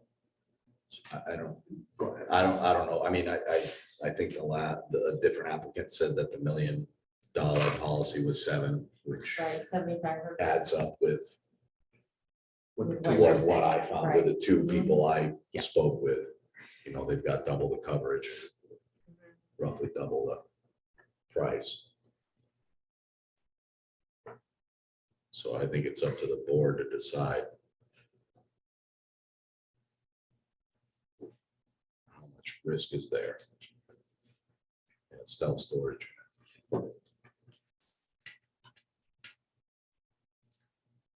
Oh, no, they're not going to be putting a truck in there. With 4,000 or 5,000 gallons. I mean, So again, a 55-gallon drum. You know, I think they're gonna know that 55-gallon drum is in there. yes. So are you guys thinking 1 million? Is that where you're? I think 3 million, my personal opinion is 3 million is sufficient for a storage unit, not. I mean, you can do a contrary to what has been said, you can do a lot with $1 million cleanup. Mhm. We did a 27.5 acre steel mill in East Providence, Ocean State Steel, that had been abandoned for 20 years. And they literally started with 11 acres and made their property 27.5 acres by filling in the Seekonk River. There was 140 different excavations. I don't remember how many tons we removed. And that was $3 million. And that was a steel mill remediation. That was 15 years ago, Right. but you're talking worlds of difference between someone spilling 20 gallons of diesel and remediating a steel mill. Mhm. I'm of the opinion for 1 and 3. Yeah, I would think based on the risk, that 1 and 3.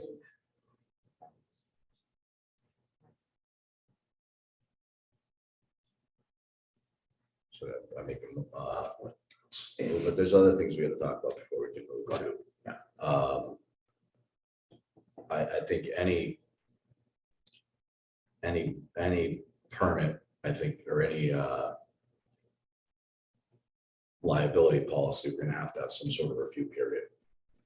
As far as when do we review those limits and see if they're still sufficient. Okay, so I'm gonna say that a certificate of insurance be handed in yearly. Annually, Annually. yeah. Go ahead. But before I even get there, I think we need to know, like, do we have, are we gonna review it yearly? 5 years. 5 years. Okay, so you would suggest a COI every year? Yeah. And then every 5th year. Every 5th year review. Yeah. Policy limits. Mhm. I also. I'm not an expert on this by any means, but we need to have some sort of notice of cancellation Okay, in there. gotcha. Yeah. Okay, as a condition, sure. As a condition. Yeah. Yeah. Because, Within 30 days. yeah, I would, 7 days. 10 days. no, I mean, 30 days is usually what I'm thinking, but I think we need a buffer so that they can't be without insurance. So how do we accomplish that? Yeah. Like a gap. We can cancel in one policy to obtain another one.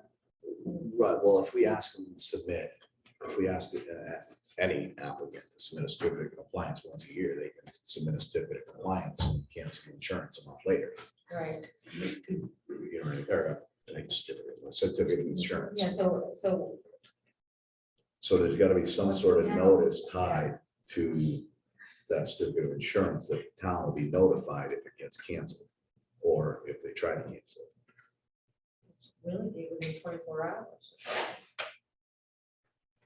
Yeah, if Shouldn't you it? want I mean, it to be so that they are without insurance, because it's, you know, something like that, I'm assuming you can't just get insurance, like.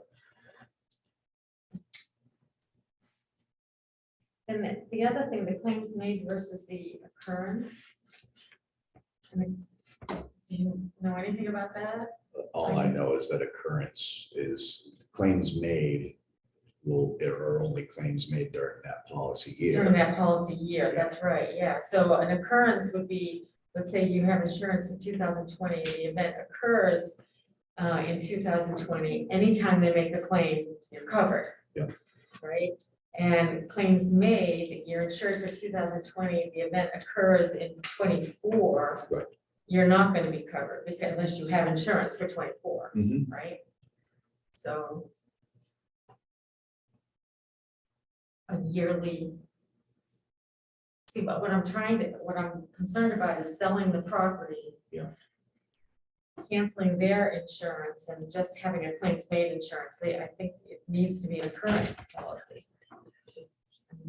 So the occurrence policy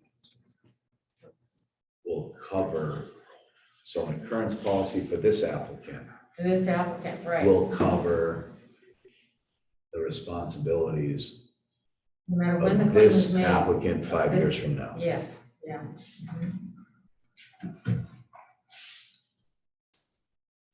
I think that would be a lot easier. I think that would be a lot. I think that would save a lot of headaches, Or because if or you do you had, just phrase it that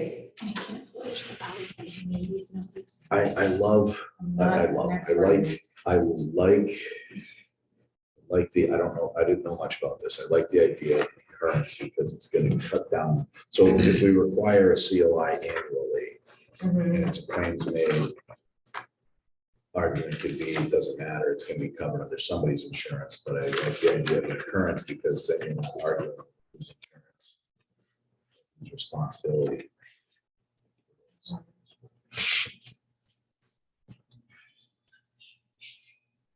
I think I like the occurrence.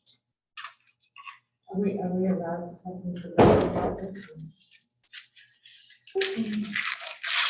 I'm not in the insurance business. All I know about it is medical malpractice. Did you talk to anybody you know? I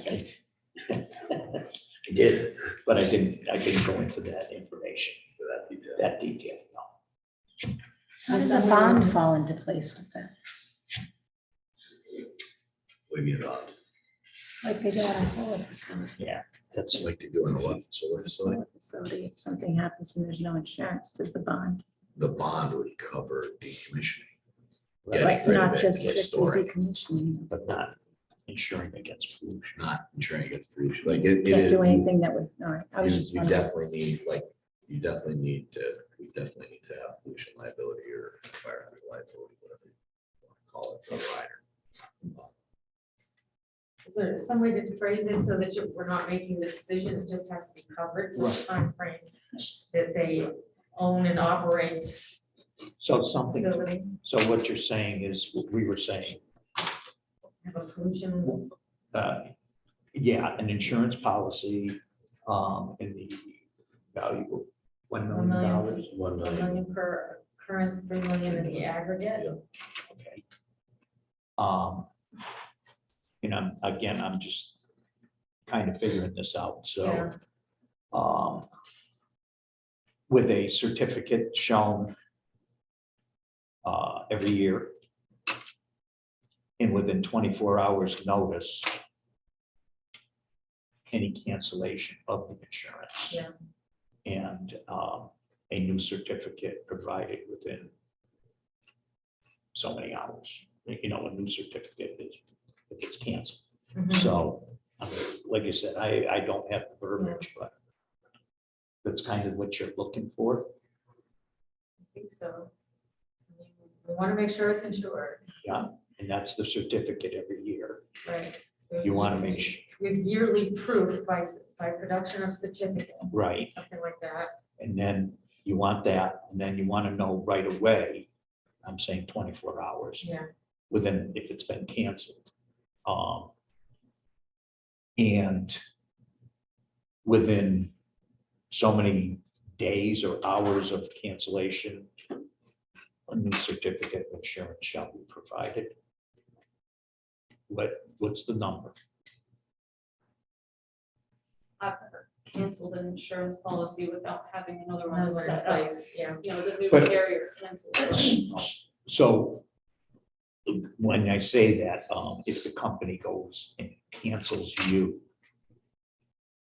They have to give you notice before they cancel. okay, all Right. right, I've never run Yeah, into they this give you a problem. certain Yeah, amount you've of never not days. paid your insurance bill? No. I got canceled on because of my dogs when I lived in Elmer. Okay, My insurance dropped me and I had like, you have I 30 had like days. 30 days. Okay. Yeah, something. So that makes it, I think, easier then. Okay. So, yeah, 24-hour notice within, that you're canceling or, I think canceling or changing insurance. okay, canceling or changing Or insurance and a changing, certificate showing that you have new insurance.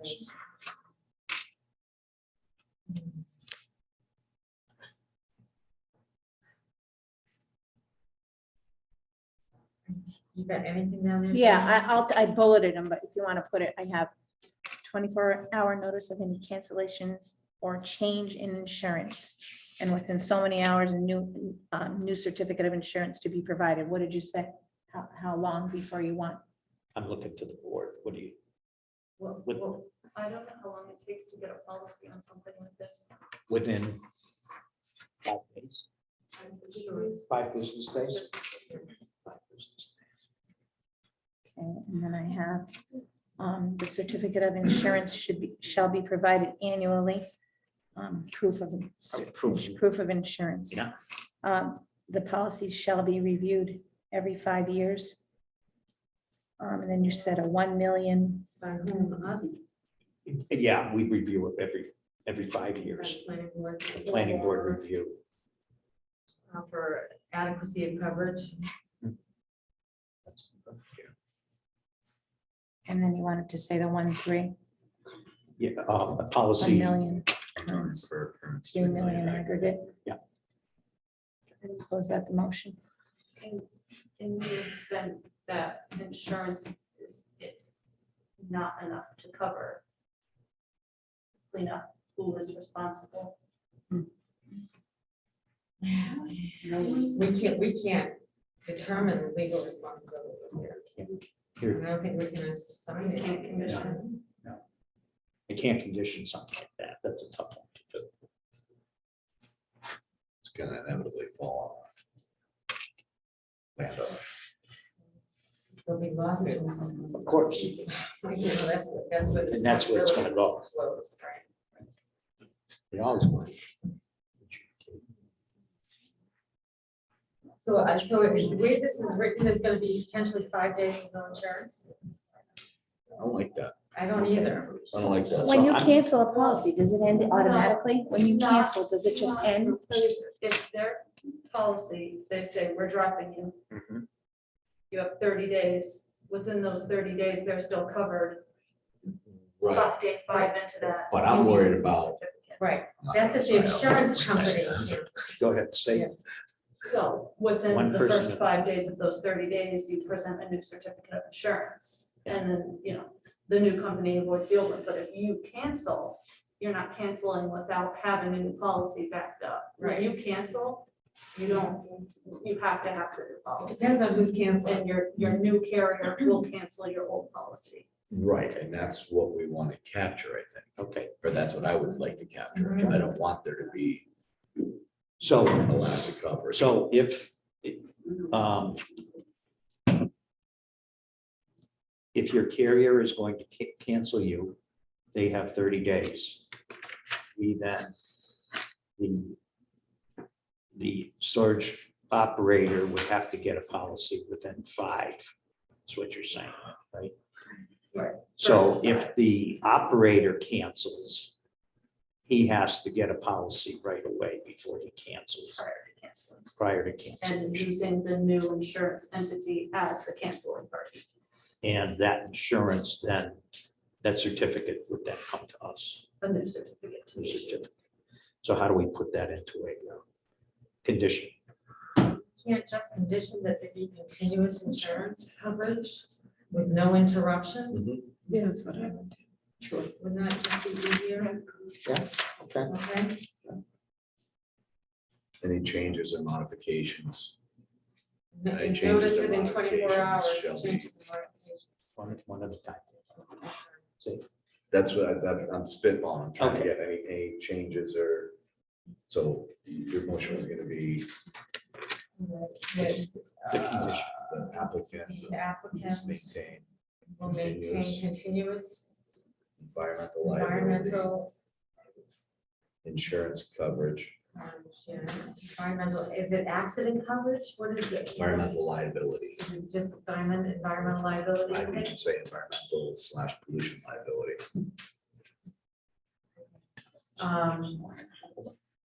Yeah, I know.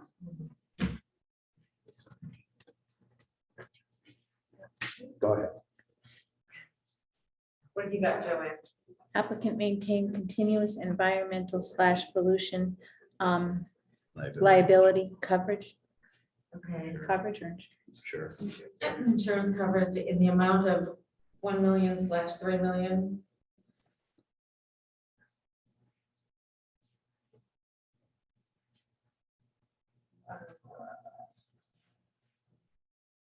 Planning board will be notified within 24 hours of any interruption of coverage. For the town. We'll put Changes. The I'd say town changes. Yeah, changes. The Changes. town. Any The changes. Changes or insurance, yeah. To coverage and a new certificate of insurance. Hold on. Let's go back to one thing. You want us to be notified? I know, I thought you said it was gonna be us who was Yeah. notified. Okay. Planning board then. Planning board. be active notified. planning board. Sorry. Yeah.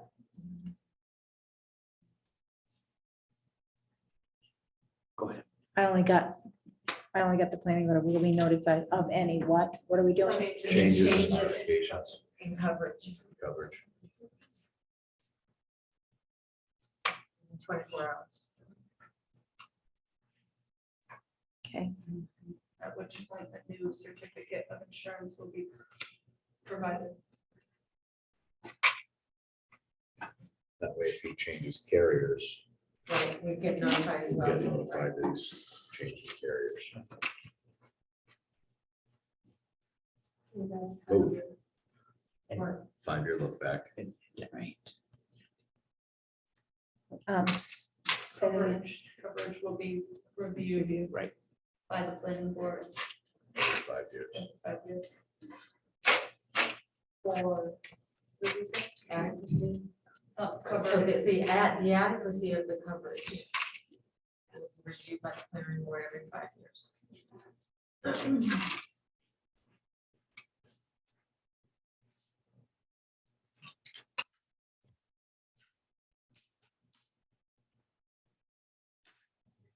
Yes. We're missing something there, hold on. Occurrence versus claims made. No, we said maintain continuous insurance, Okay. Okay. continuous coverage, right, yes, Okay. which means that they can do it. Recurrence based coverage. Either way. Okay. They can do the other way with the tail. Read the whole thing. Sure. Applicant maintains continuous environmental pollution liability insurance coverage in the amount of 1 million / 3 million. The planning board will be notified of any changes / modifications of coverage within 24 hours, at which point a new certificate of insurance will be provided. Coverage will be reviewed by the planning board every 5 years for the adequacy of the coverage. I know you changed that last line, but it's the same thing. Did you want me to put? I would just say adequacy of the coverage. Well, you can say the policy will be reviewed every 5 years for adequacy of coverage. Why don't we need to put recurrence or claims? Because it's continuous. We're just saying continuous, there'll be continuous coverage. So they can do it. If there's any changes, they have to. Yeah. Okay, she's gonna read it again. Applicant maintains continuous environmental pollution/pollution liability insurance coverage in the amount of 1 million / 3 million. The planning board will be notified of any changes or modifications of coverage within 24 hours, at which point a new certificate of insurance will be provided. The policy will be reviewed every 5 years for the adequacy of coverage. Of the coverage. Hold on a second, I just want to throw something out there. I think we do want to current. Right. Because if they fail to meet this requirement and they cancel it, they violated the special permit, but they're still not covered. But also, if it's, even if it's continuous. See what I'm saying? Yeah, I do, but If it's, so I think we do want to specify Right, and occurrence versus claims made. even if it's continuous, the claims made is still year by year. So you still have to cover last year for this year for pollution that occurred last year, even if it's continuous. It's still claims. You wouldn't have a, no. there's no way to prove when it occurred.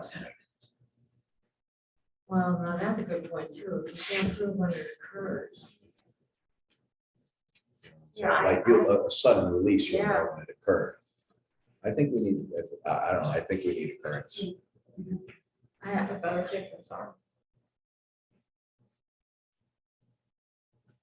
I don't know. Not enough claims about made. it. I mean, if he has an incident and if there's an incident, we don't know about it, and then it's sold, and the next guy gets a claims made, even if the next guy, and at the time, he only had a claims made policy, then it's never going to be covered unless the second owner has a claims made policy. Thing. Right, so that's why I'm saying we should, I think we should go. Occurrence for the duration of the operation of the business. I think so. Right, so if an applicant violates that condition and they don't notify us that they changed their policy and something happens, we're just as screwed as if they didn't have a policy.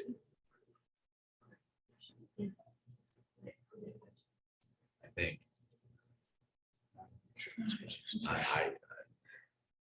That's why you probably gotta make it really. Yeah,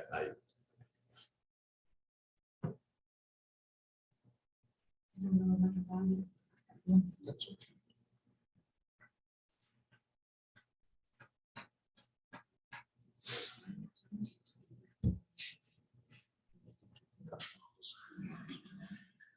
No, I don't think you can cover all the scenarios.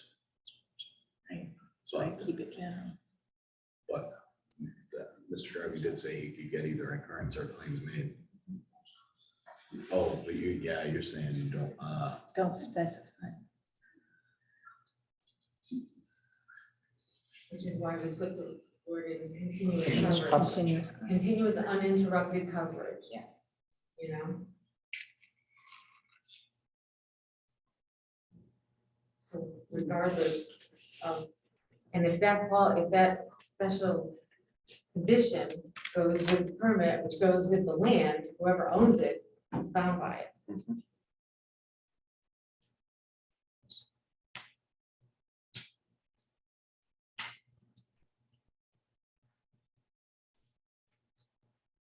still have an adjunct. Angela? I mean, let's think of a scenario where it would work. Think of a scenario where it would work. They may be liable, but they may not have the money to cover. Who may be? So if an applicant cancels their policy, Mhm. they violated the special permit, when are we gonna find out about it? When are we gonna be able to act on it? Well, we don't have a stick for this. Right. That's the problem.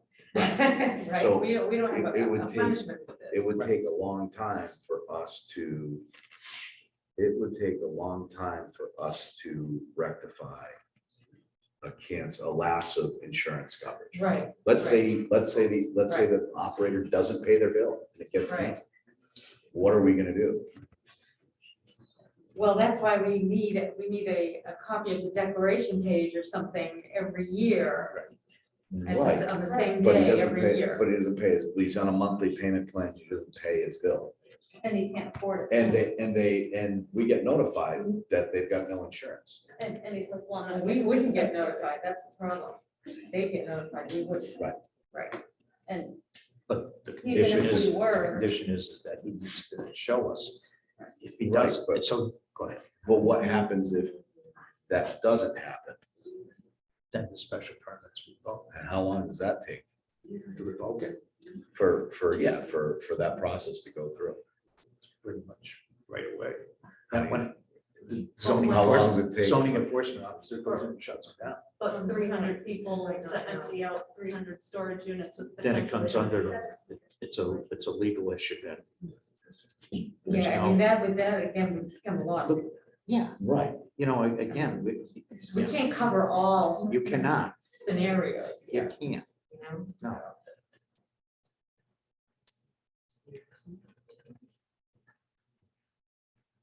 And the drawback to requesting an occurrence-based policy? Like you say, I don't think there is one. Say that again, Jason? What's the drawback to requiring it being an I don't occurrence-based policy? think there is. If every year they have an occurrence based that they're operating and they have customers with stuff in there. I would think there's no drawback. to the requirements. That's my opinion, but. That's my opinion as well. Okay. I don't think there's a All right, well- drawback, so why wouldn't we? So you want to be specific as the type of permits. I would think we're, It might be a little safer. I'm not an I know. expert at it, so. I would, with what little I know, I think it would protect us a little bit more than the requirement needs to be in there for continuous coverage. Mhm. And that coverage is, I would like it to be occurrence. okay, Okay. so the occurrence. So Continuous occurrence coverage, I think just. continuance insurance coverage in the type of in the type of coverage is going to be Occurrence-based. occurrence-based. That's what it is. Is that- Is that the right language? Mhm. Can you say continuous occurrence-based coverage? Yeah. Okay, continuous current based. You should be able to just put it in the first sentence. So what about the environmental / pollution liability? That is. That is it. So I'm creating that all out. Occurrence-based No, environmental and environmental pollution. you want to start again?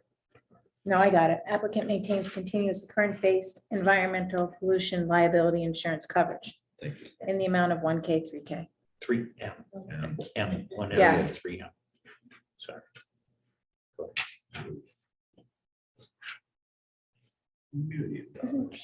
No, K is not. Sorry. I'm sick of them. The planning board will be notified of any changes, modifications of coverage within 24 hours, at which point a new certificate of insurance will be provided. Policy will be reviewed every 5 years for the adequacy of the coverage. Motion? Yeah. So moved.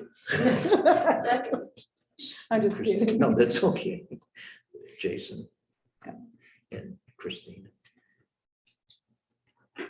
All in favor? Aye. Okay.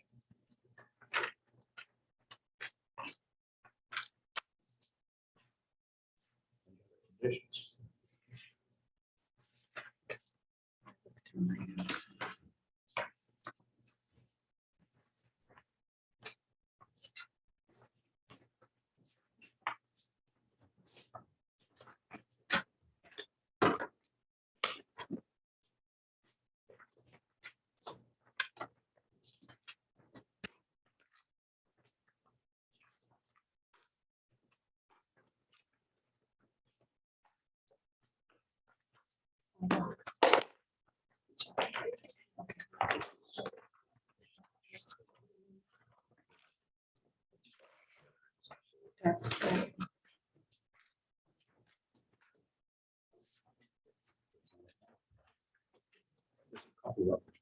Yeah. Yeah, 21.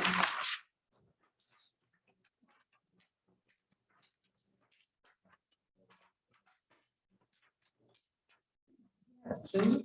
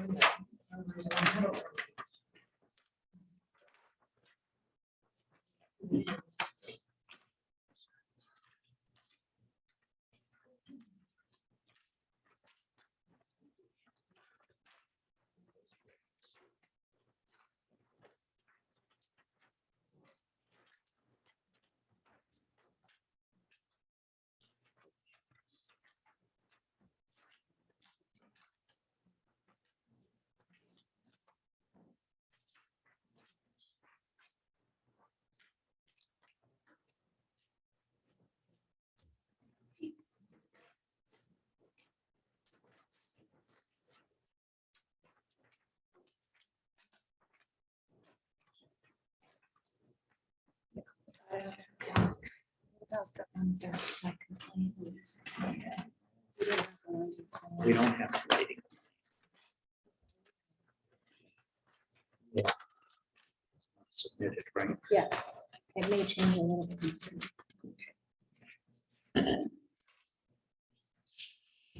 So we're gonna make a condition. Or lighting plan is anonymous, but there was a lighting plan submitted. Yeah, but that was based on the old plan. Right. We do. So we're gonna require,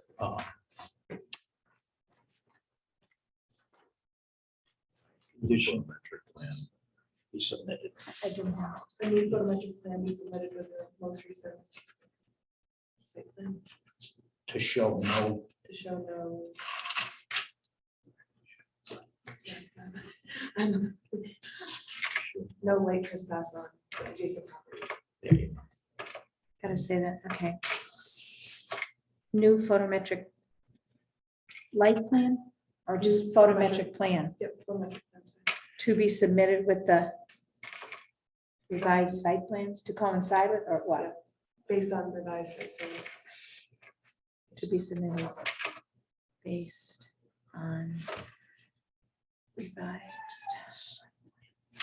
Does that have to be approved or are we linking it to what they did before? We're gonna link it. Basically, it's gotta be zero. To show no light trespass on adjacent property. The use of dark sky compliant, right? Light transfer to setting. No light trespass. On adjacent properties. With dark sky compliant.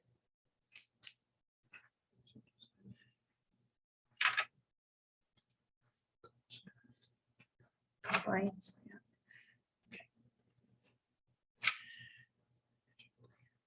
Read it. Please. New photometric plan to be submitted based on revised site plan to show no light trespass on adjacent properties with dark sky compliance.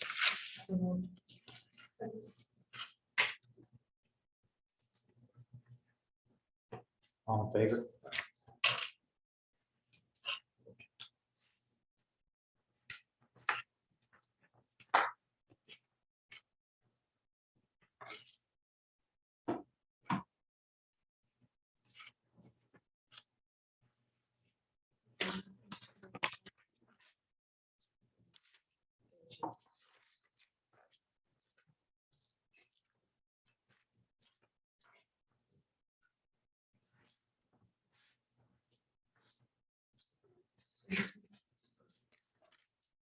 added the condition.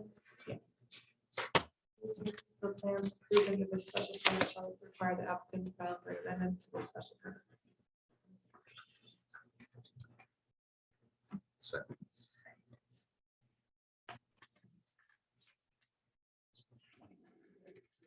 Person.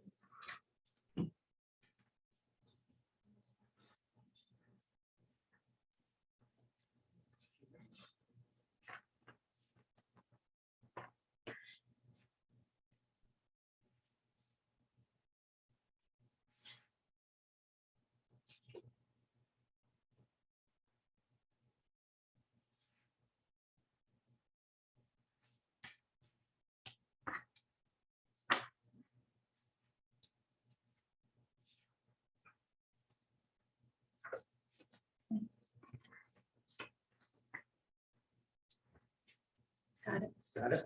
Wanna read it? Yeah, I just want to put the number.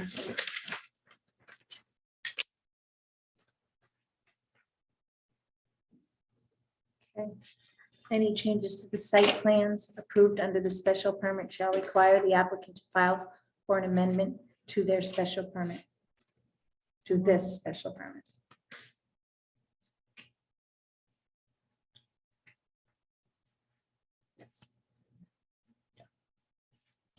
So moved. Okay.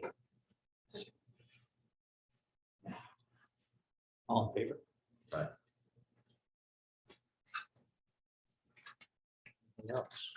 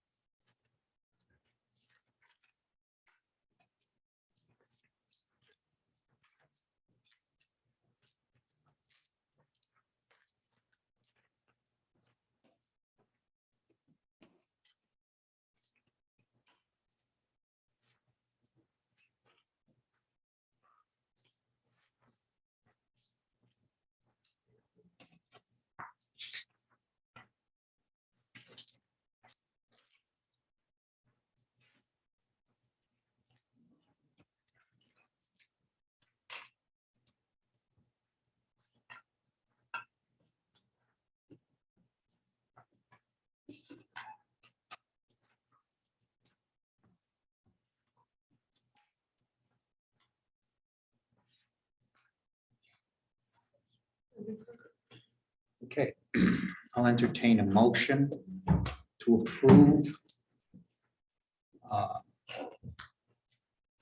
the special permit 2021 B for 2 Summers Road,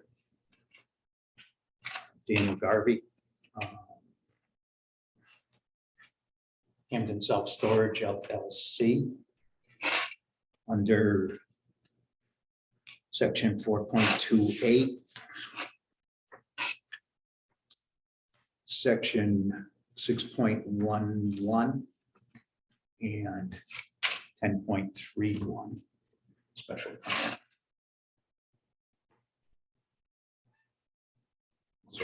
So moved.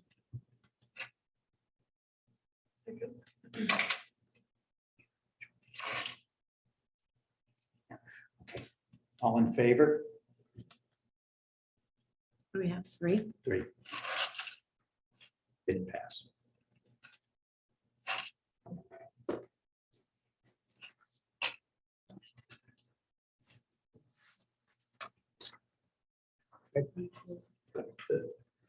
Thank you.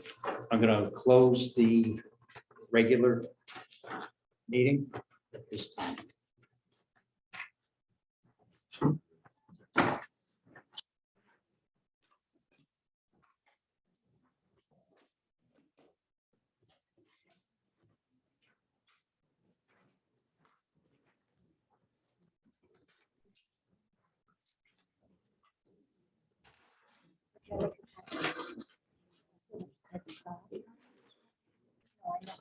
Yes, I'll be back. So, just like us.